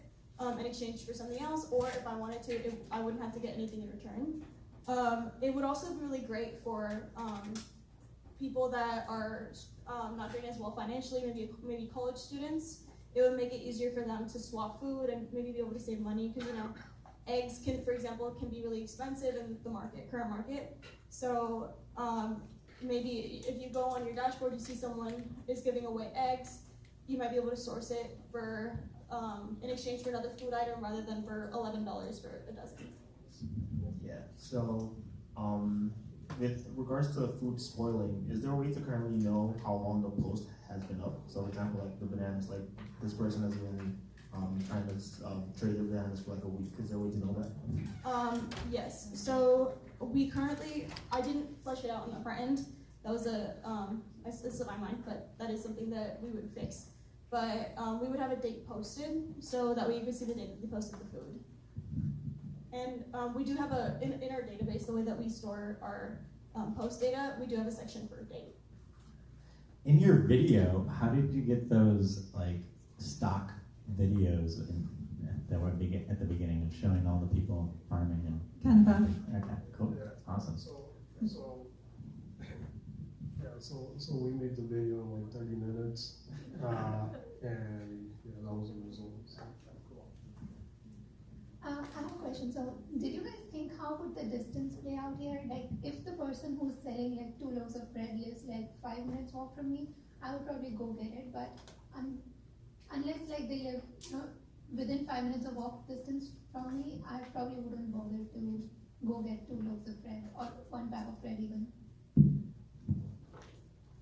Oh, like how would we handle that? Yeah.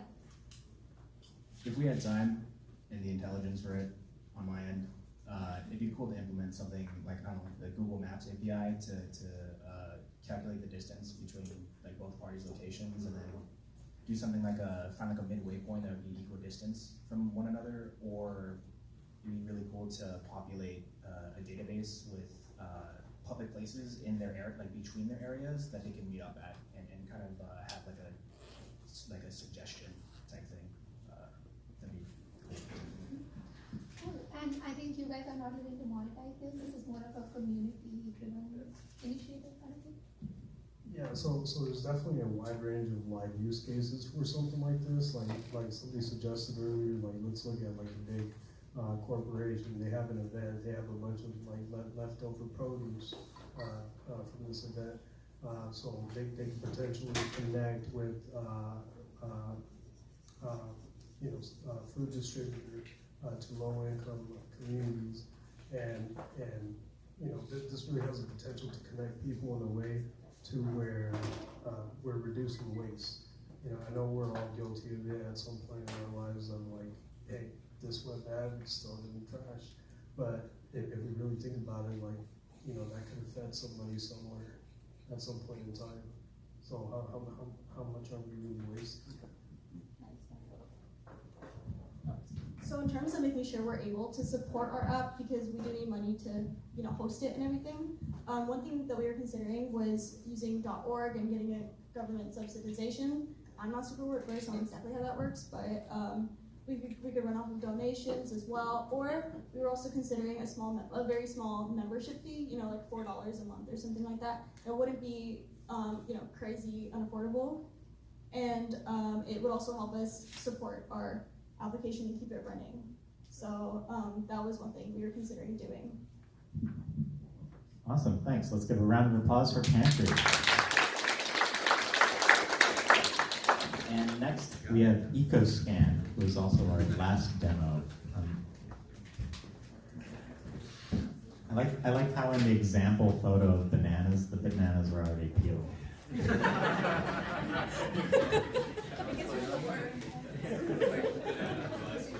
I have 3 peeled bananas.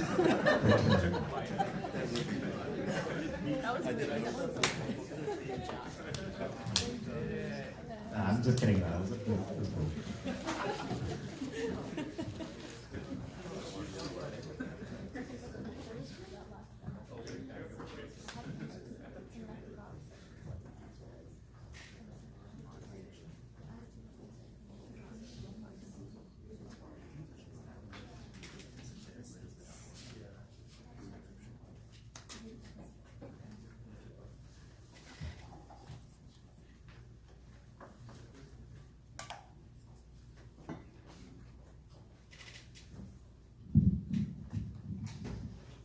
Hello everyone, my name is Hacker Dojo. I am here with Karen, with Phil and Sarah. We work in this project called EcoScan. So let's play the video. I was browsing on Amazon for all sorts of things because almost all the products I buy are sold on Amazon or some other web marketplace. And I was really struggling because I was trying to select a product that was eco-friendly, had a low carbon footprint, utilized less water in its production, and was sourced from some really great raw materials. One product was made from organic cotton from smallholders in Japan, and I thought that was really great.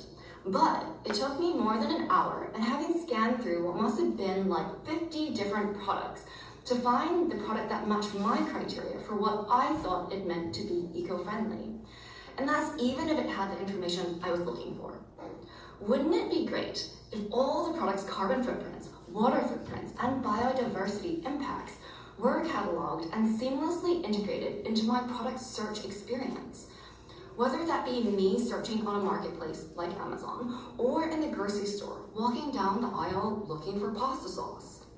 At EcoScan, we are building a suite of EcoScan tools that will do just that, from a Chrome extension that will embed into my web browser, and a search tool and barcode scanner that I can call upon through an app on my phone.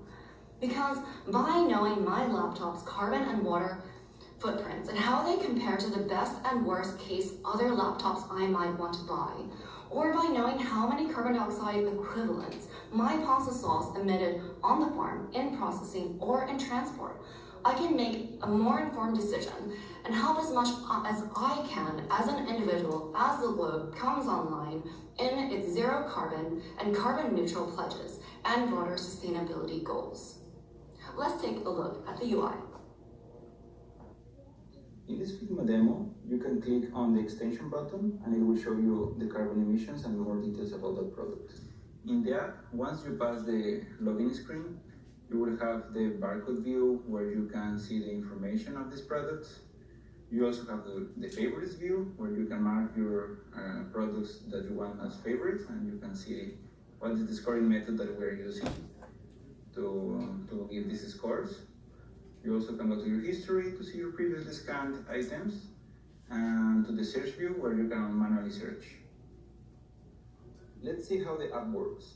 Once you open EcoScan, you will be greeted with a welcome page, and when you click Let's Go, it's going to open the barcode screen where you can point to the product that you want to scan, and the camera will try to find a barcode, and once it finds it, it will show you the carbon information, and it will show you the additional details about how good or bad this item is for the environment.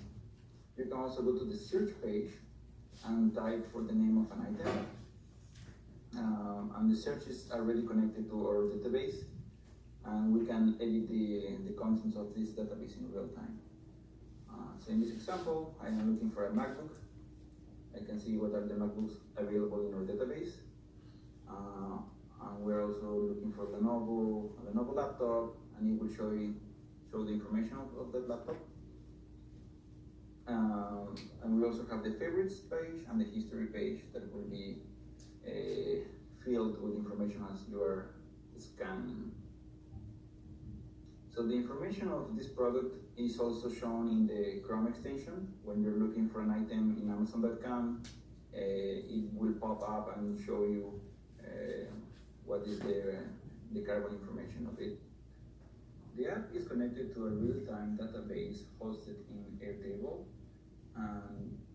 We have the product names, the companies, and the carbon emissions that this product release when they are created. And we can always edit or delete or modify this information in real time. The internal structure of the project consists of getting external data from government resources and product sheets. Then we run data extractors and add all this information into the EcoScan database. From here, we append the EcoScan database to our Chrome extension and the web and mobile app so that we can provide all this functionality to the users. The EcoScan project has been made by Karen, Sarah, Phil, and me, Jairo. Thank you very much.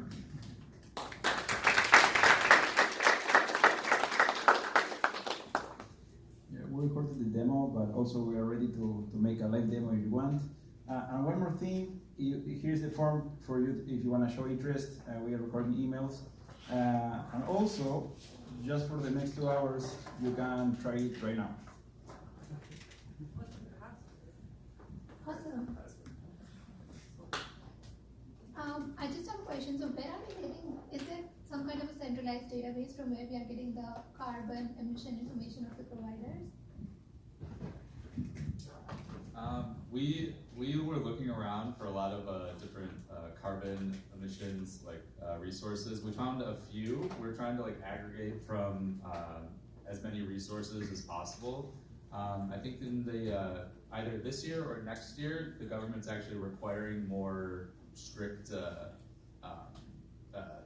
showing of all the carbon emissions for especially tech companies. Yeah, we're also going to use product launches. They love claiming all that stuff now too. Nice. So if I like a product on Amazon, I can copy the name or something and I can search it on this app. Is that how it works? Yeah, definitely have it in the database. Yeah. Actually, the link is actually in the database. Oh, sorry. The link is in the database, and the idea is that if you have the Chrome extension, as you're searching on Amazon, it'll automatically pop up. Makes sense.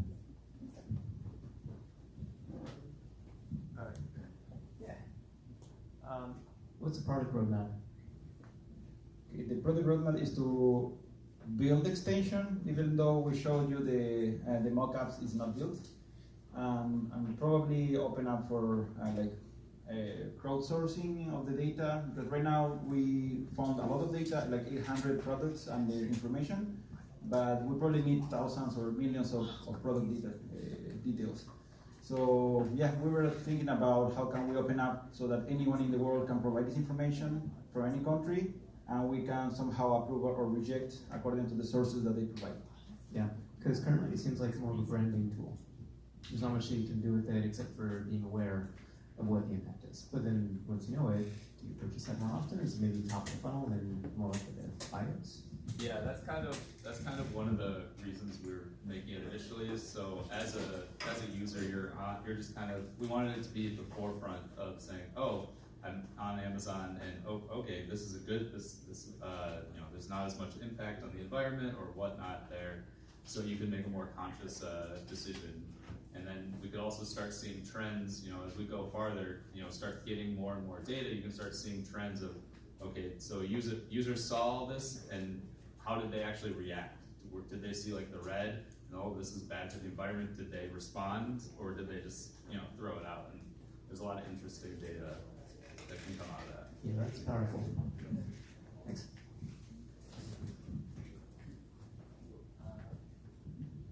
All right, let's give them a round of applause.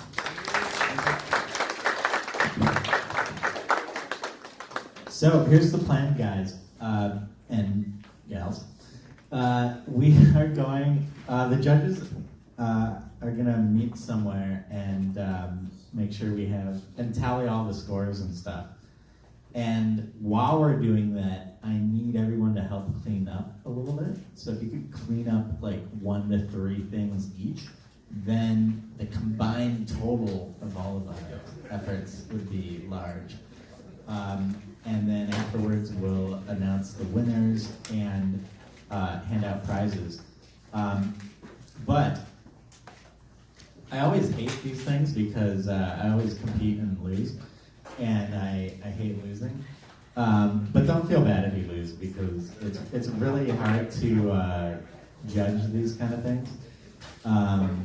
Yeah.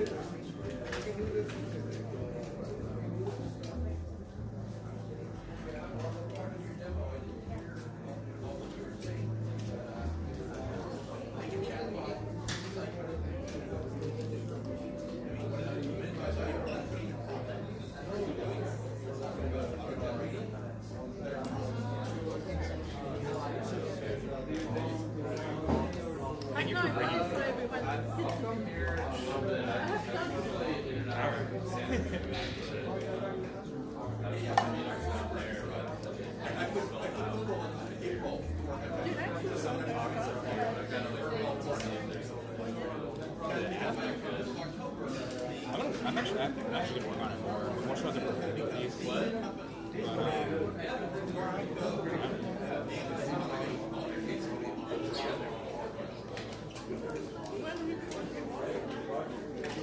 Right now, I work remotely at a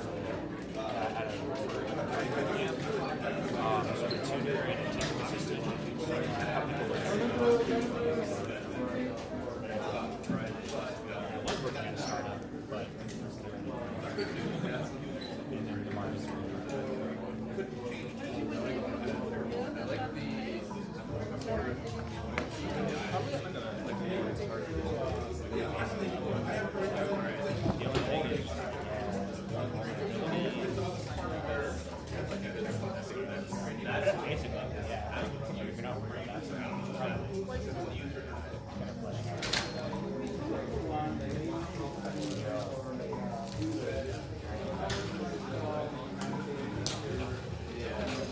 Someone came up to me, she's an engineer. I didn't ask what she was like, she came up to me and she was like, look at the button. And I was like, and then she told me she really liked the button and she wanted to connect on it.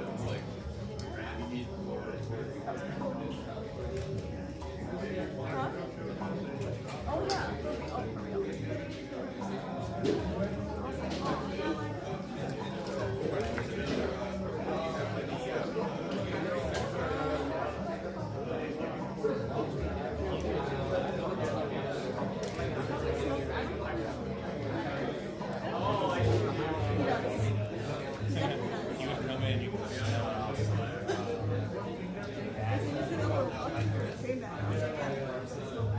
I went to LA last week and I stayed for 2 days. Went smoked and closed the window. Oh my god. All my clothes, my hair, my suitcase, everything. My grandma had a smoker and everything in the house. I don't smoke cigarettes, but I might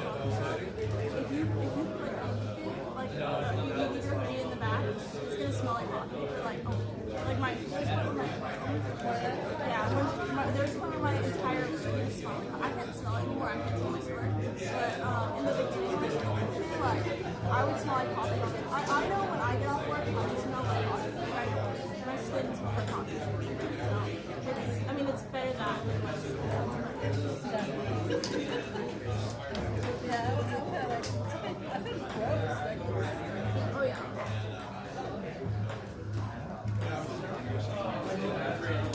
Oh, yeah.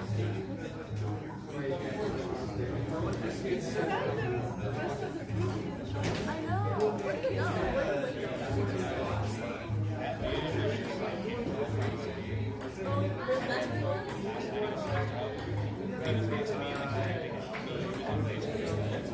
Oh, really?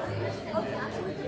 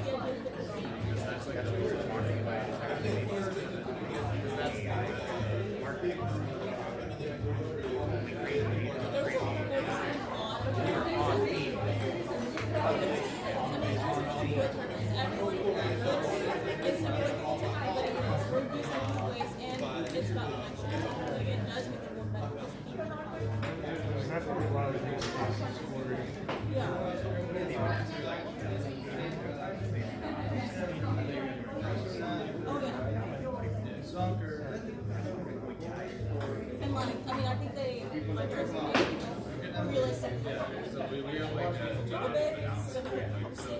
but it wouldn't be crazy. Another thing I forgot to talk about was partnerships with or the company. That's what I wanted to say. Like, we could partner with Too Good To Go, partner with those companies. User acquisition. So once you do the job, we have our Slack. Slack.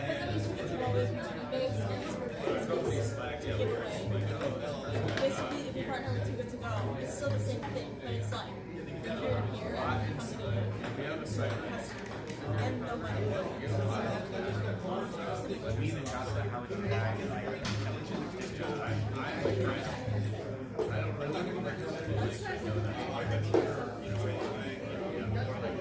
that was a perfect spread of questions.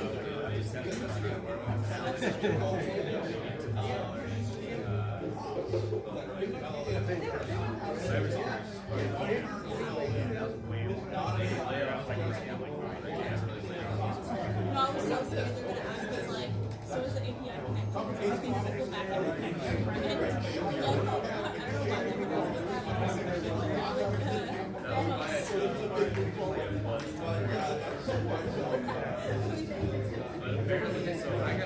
I think like a project like this, it has some really strong use case like grow revenues.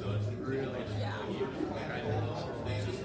I mean, if there was something that you guys want to do side, I don't think I would consider it.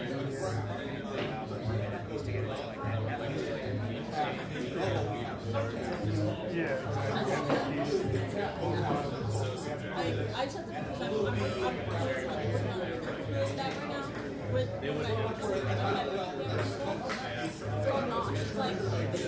media platform.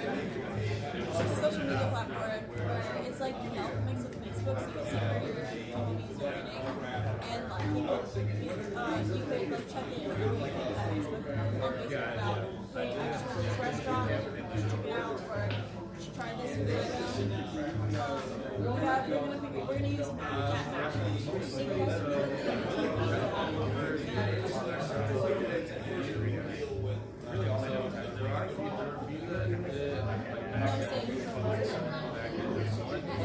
I know, no, for real.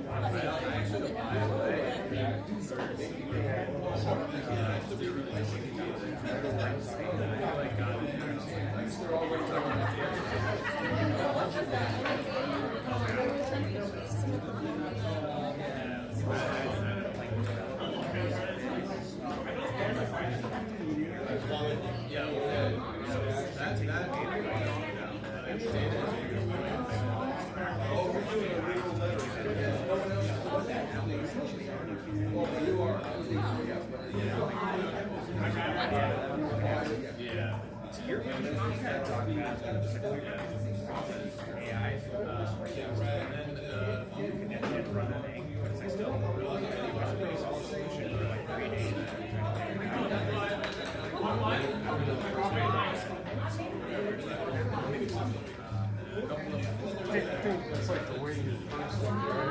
You know, like the answer from Carpella is like the specific questions to like, you figure out the answer that you want to do in life. You got the problem, you got the solution. That's basically that's what we do. You know, we make stuff, we improve it, we reduce it, we improve it, like our perspective, what is each human it makes so following that basic philosophy of like how do we improve something that you better. So there's an application where it's like we're giving an answer, right? To that same thing with other applications that use that to right? As an AI that uses AI that uses you can take it and do that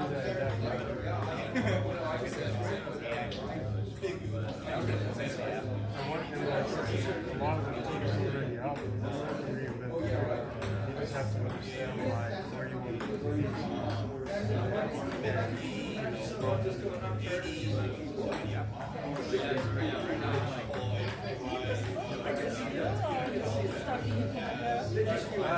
I'll try to figure out a way. Can you do screen recording? I could try to do screen recording. I would love to know this. I could try to do screen recording. I could also try to like make it a little bit better. Yeah, that was oh, I just doing a video.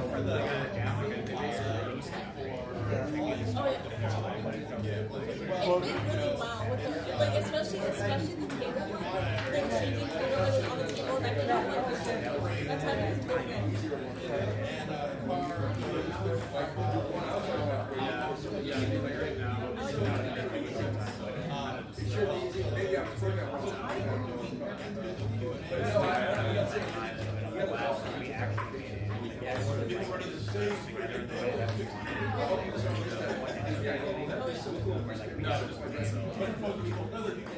I wish there was a little bit more time when we got the security phase, and then just like run through like an attack box or something. Because I did that like at home, and I ran through I didn't work for it. Basically, like a controlled environment, and like I pretty much ran everything through like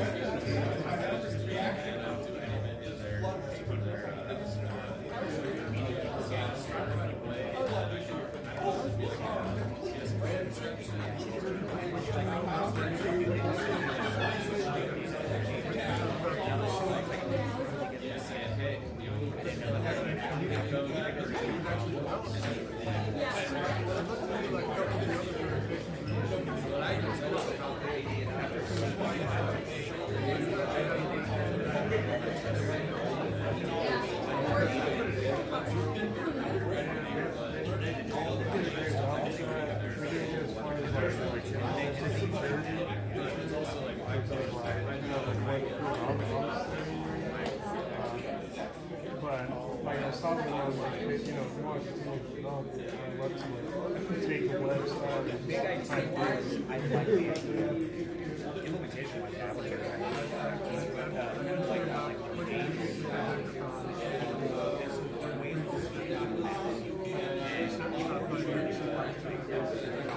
right in this area.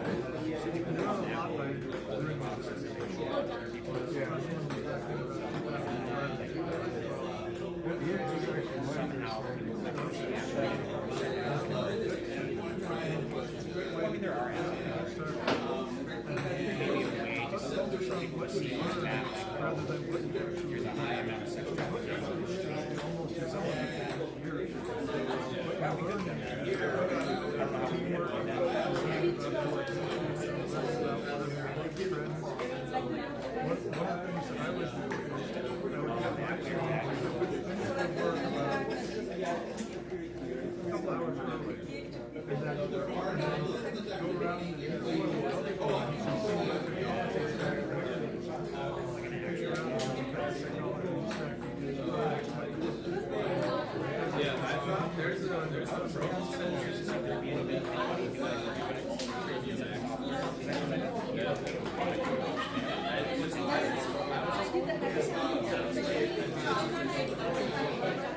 I saw that video.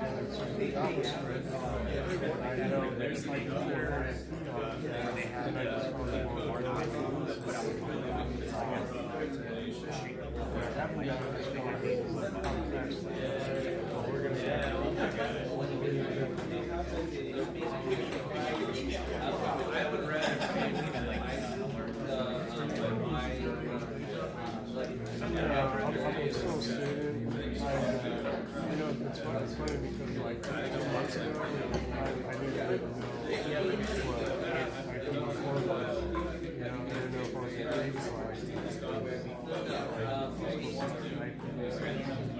And so pretty much relearning everything, you know what's good.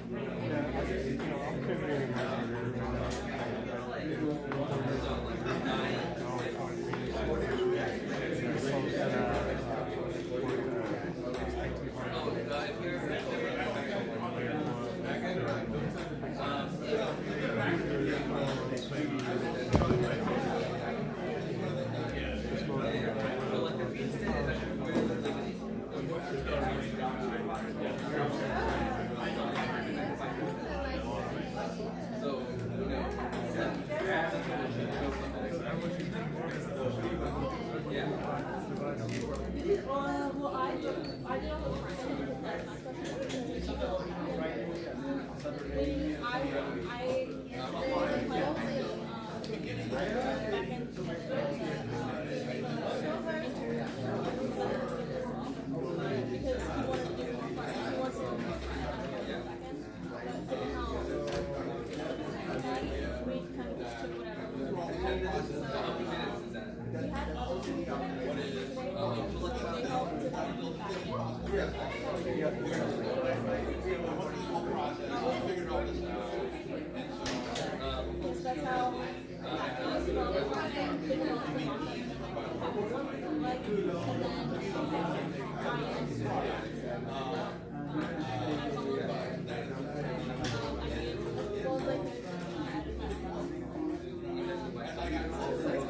And then Stephanie was on marketing. Stephanie was the one that was the one that we but it was basically her idea. She found out she helped out with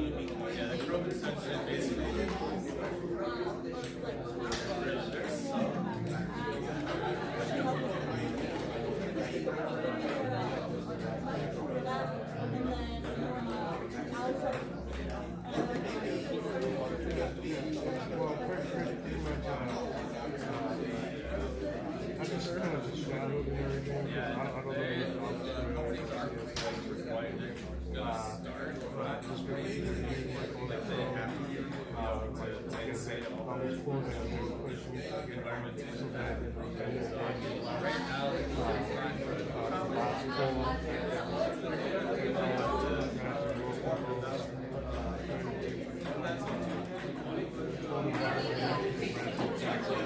obviously there was a lot of security.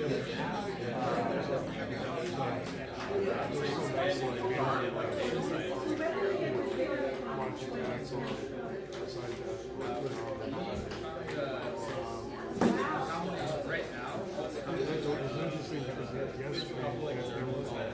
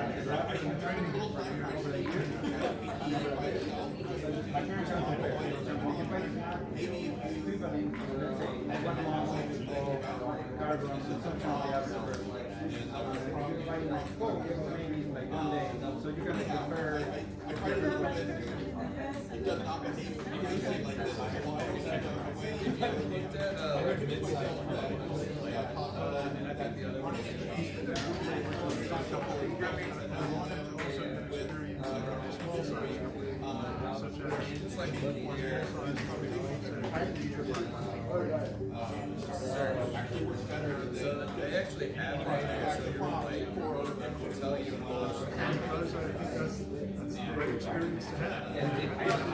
Really understand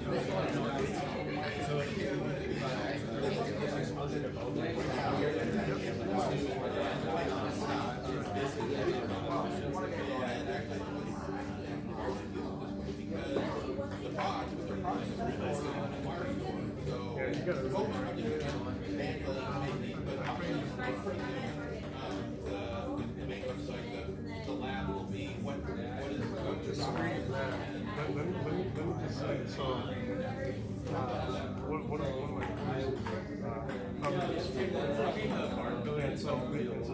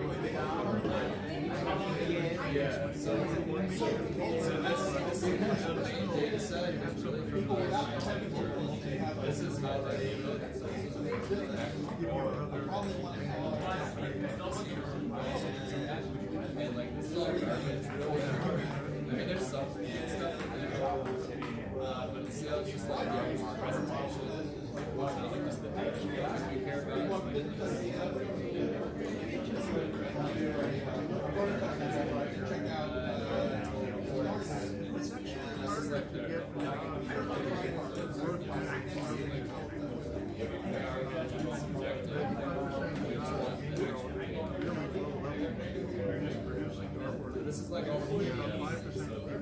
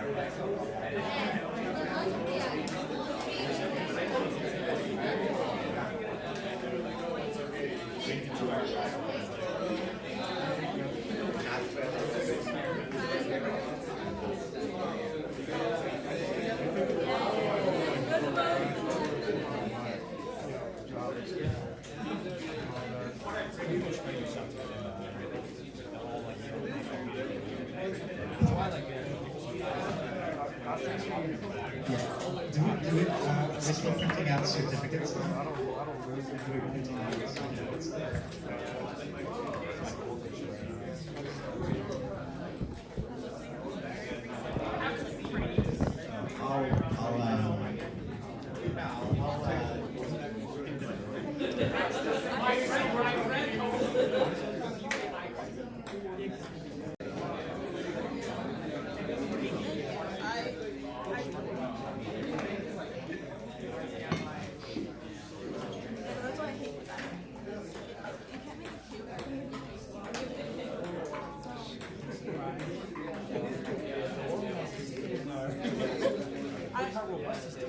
I just think that being in aesthetics is so fun. That's why I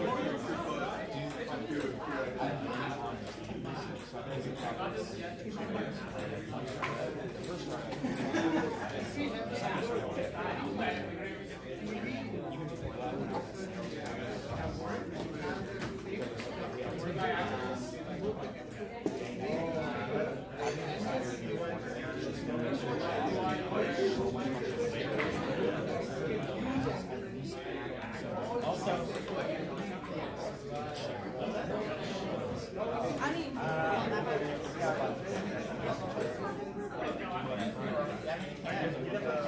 that's true.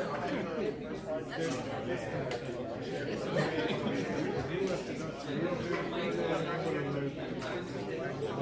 Well, yeah, but to be fair, you also don't know. That would be a balance.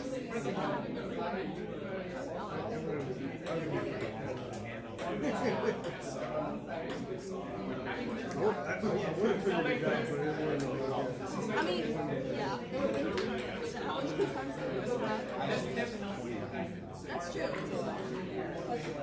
To learn. Even if it looks terrible, they are part of the community. I learned way more about back end in this one too much stuff. That makes sense. I think if we had more people to like support or like tell us what I could put on the back end, I think I would have been like, because I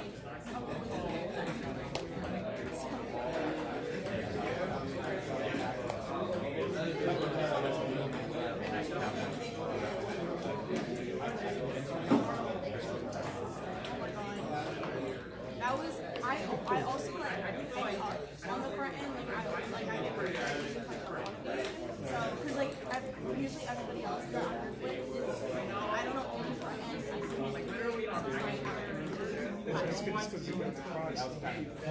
oh true I that's true it was that's so good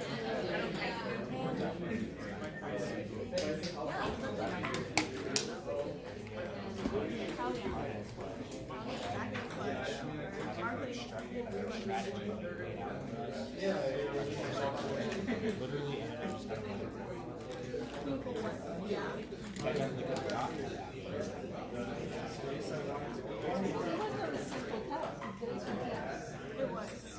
We had to come up with a good idea that we had to come up with like a good idea. We had to come up with something that would actually figure out what we wanted. How to sort it, how to record it. It was hard.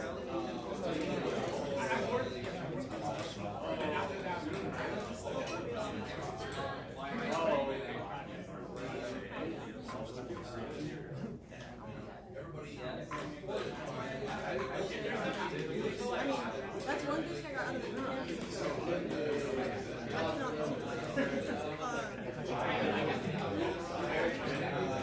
It's also like, I feel like, at least for me, when I was trying to figure out how to solve stuff, there's so many resources I can do. It's hard to figure out the steps. What should I start with? What resources should I go for? So I bounced around. Bounced around for a lot of reasons. You know, I start one, this isn't working, I saw something on Reddit that actually has something to study your number. And I was bouncing around so much. I got so many there's instruction, and they tell you at least for me, I feel like when you're in this product stuff is well.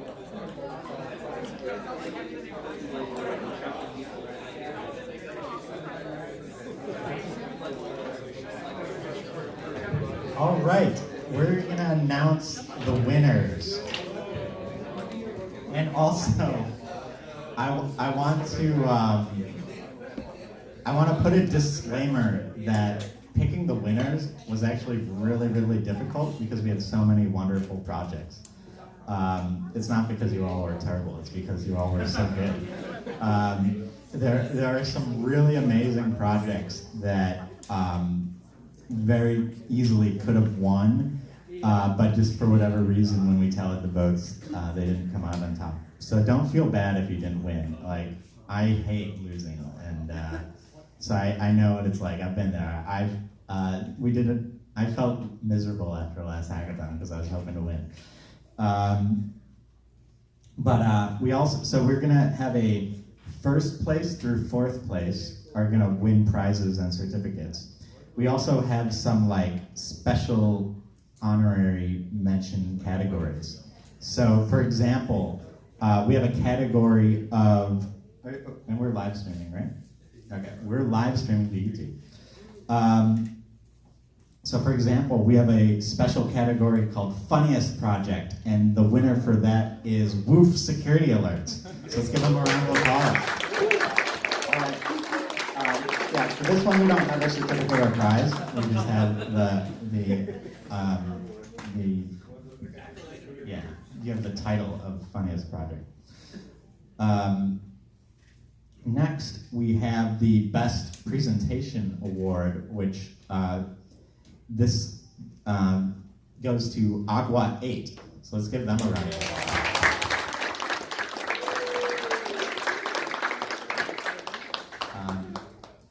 Next, we have the most innovative and creative goes to Synesthesia.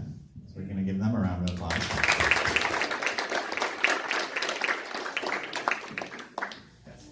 And then we have Best Alignment to help make the world a better place. We have Pantry. So let's give them a round of applause. So let's see, we did 1, 2, 3, 4. I feel like I'm missing one, but oh well. Best technical implementation. Yeah. Okay, we'll give these awards too. Best technical implementation. We're giving it to finger language recognition.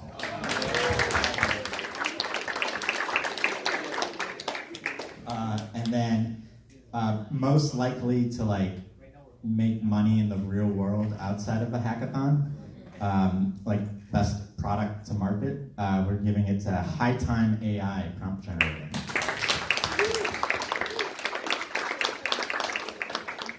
And then biggest impact and scalability award is Pothole Patrol. All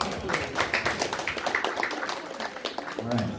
So now we're going to announce in 4th place, after lots and lots of difficult decisions, we have, and you can, when we announce the winners, you can send a representative up to the side and we'll give you your certificate and your prizes. So for 4th place is going to be a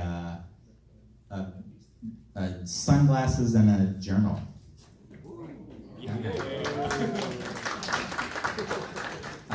So that goes to EcoScan. So let's give it up for EcoScan.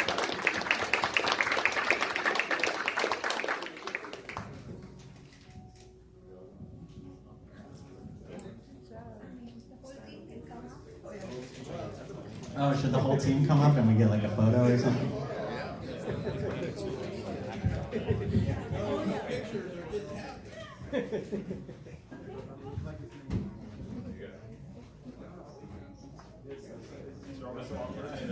There's a camera here. 1, 2, 3. Thank you.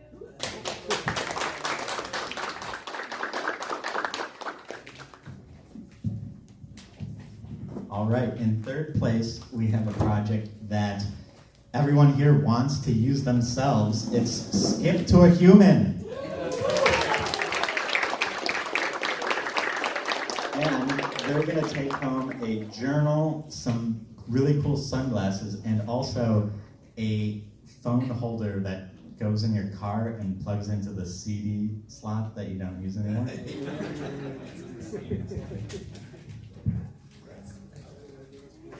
So let's give them another round of applause.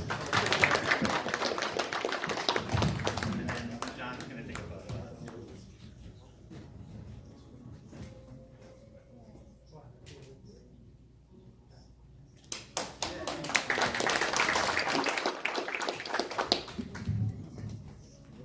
All right.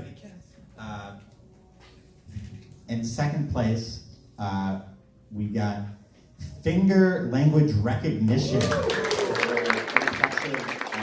machine learning and model training. And I thought it was really cool, and I think, yeah, I really like computer vision and stuff like that.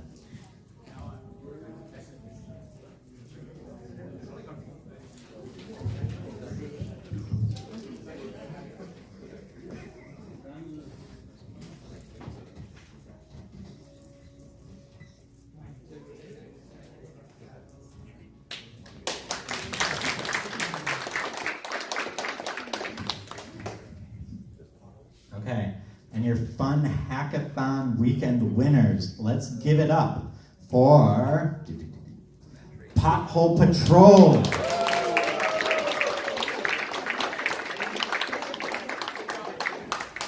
This project had everything. It had a rhyme in their presentation. It had good impact on the real world because everybody wants to make the roads better and safer.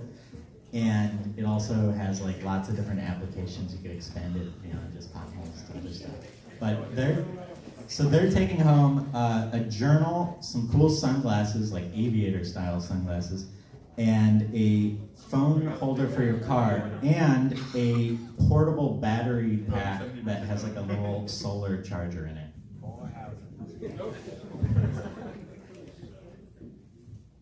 Who wants to hold this?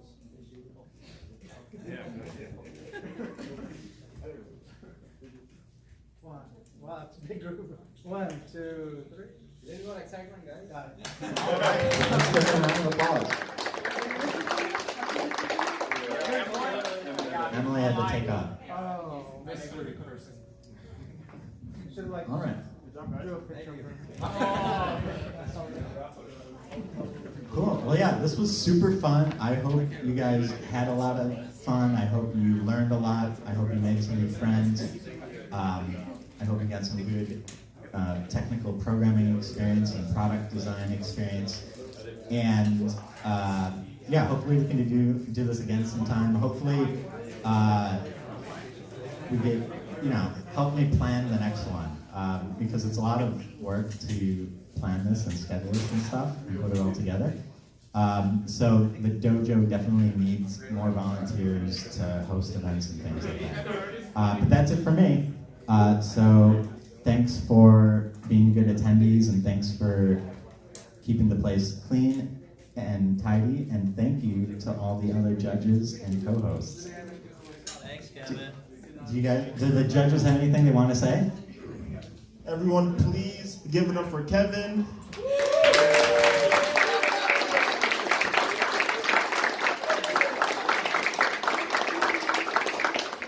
That's all I have to say.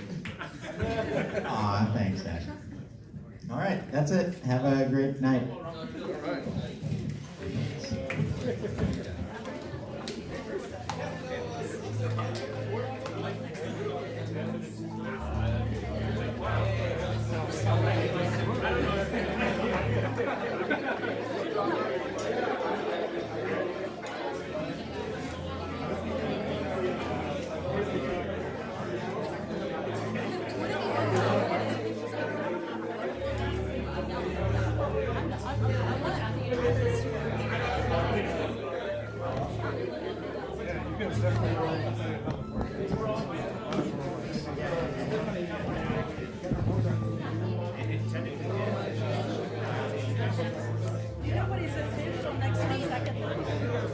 Another one next month? Everyone? Eric. You guys were really... Yeah?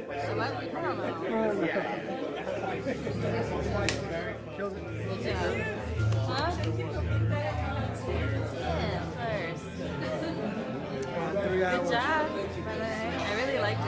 Yeah, I liked it a lot. Is that okay? Because is that okay? Like to bring what we've done to another hackathon? Edward, part of the Pothole. Yeah, I would love to. I wouldn't even mention it during like lightning talk. If you want to bring it in for a lightning talk. You might have like add you guys on LinkedIn, yeah, or like Yeah, I really like it. Right now I yeah. want you. Quite complex too. Yeah, there's a lot of things to take into If you don't mind, I got it from I really like it. Thank you so much. Thank you guys for being the judges. We should have took a group photo of the Good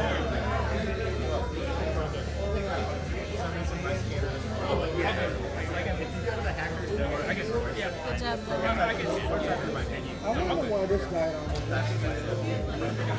Are you guys all like friends of Kevin? Or Hey everybody, I have one last quick announcement. John wants us to take a group photo of everyone. So in the back near the tigers, so if you could all line up, we'll do one big group photo. We'll try not to take too long, and it'll be fun. So if you participated in the hackathon or you're a friend of the hackathon, you can be in the group photo.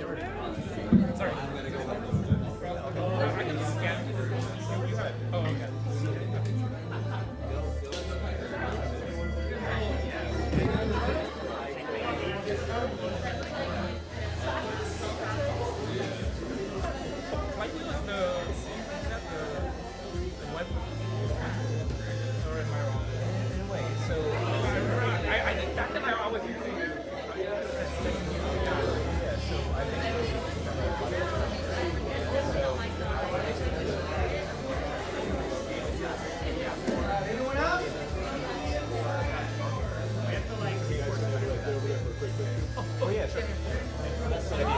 Okay. Happy to chat. Okay, thank you.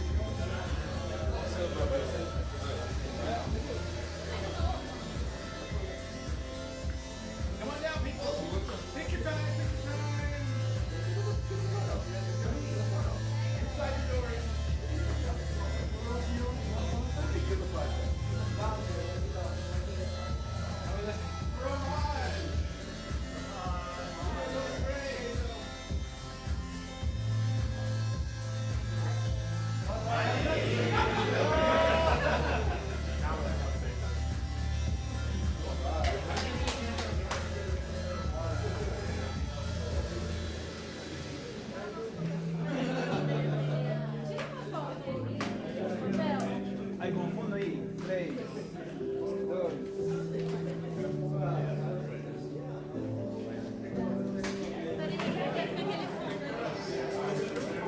Also, thank you to Tiana and John and Eric who were, and the rest of the Hacker Dojo staff who were super helpful throughout the weekend. So thanks, Tiana.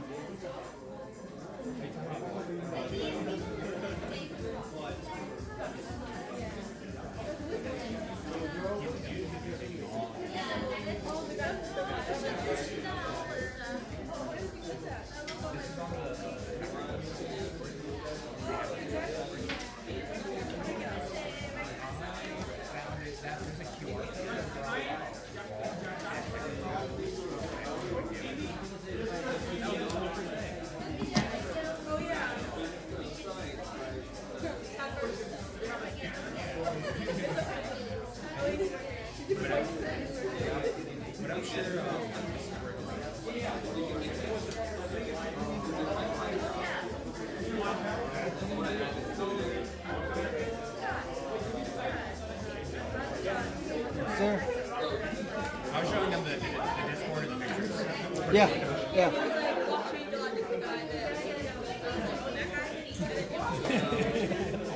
Yes, no problem. And then and then the interview that I did, I went around. Obviously, you guys were part of it. Later on tonight or tomorrow, I'll have that uploaded. Sometime. There's just so much content that I got to put out now. Yeah. That's what I do, man.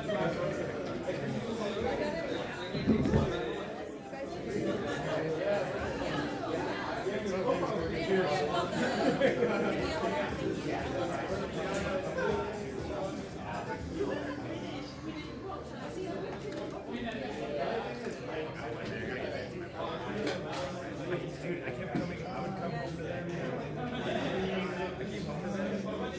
And my brother last night, he was like, alright man, you made it. I was out of the theater at the fucking end of the movie. I was like, I still got another day. I gotta be up at like 6 a.m. What? Like, save up all for tomorrow.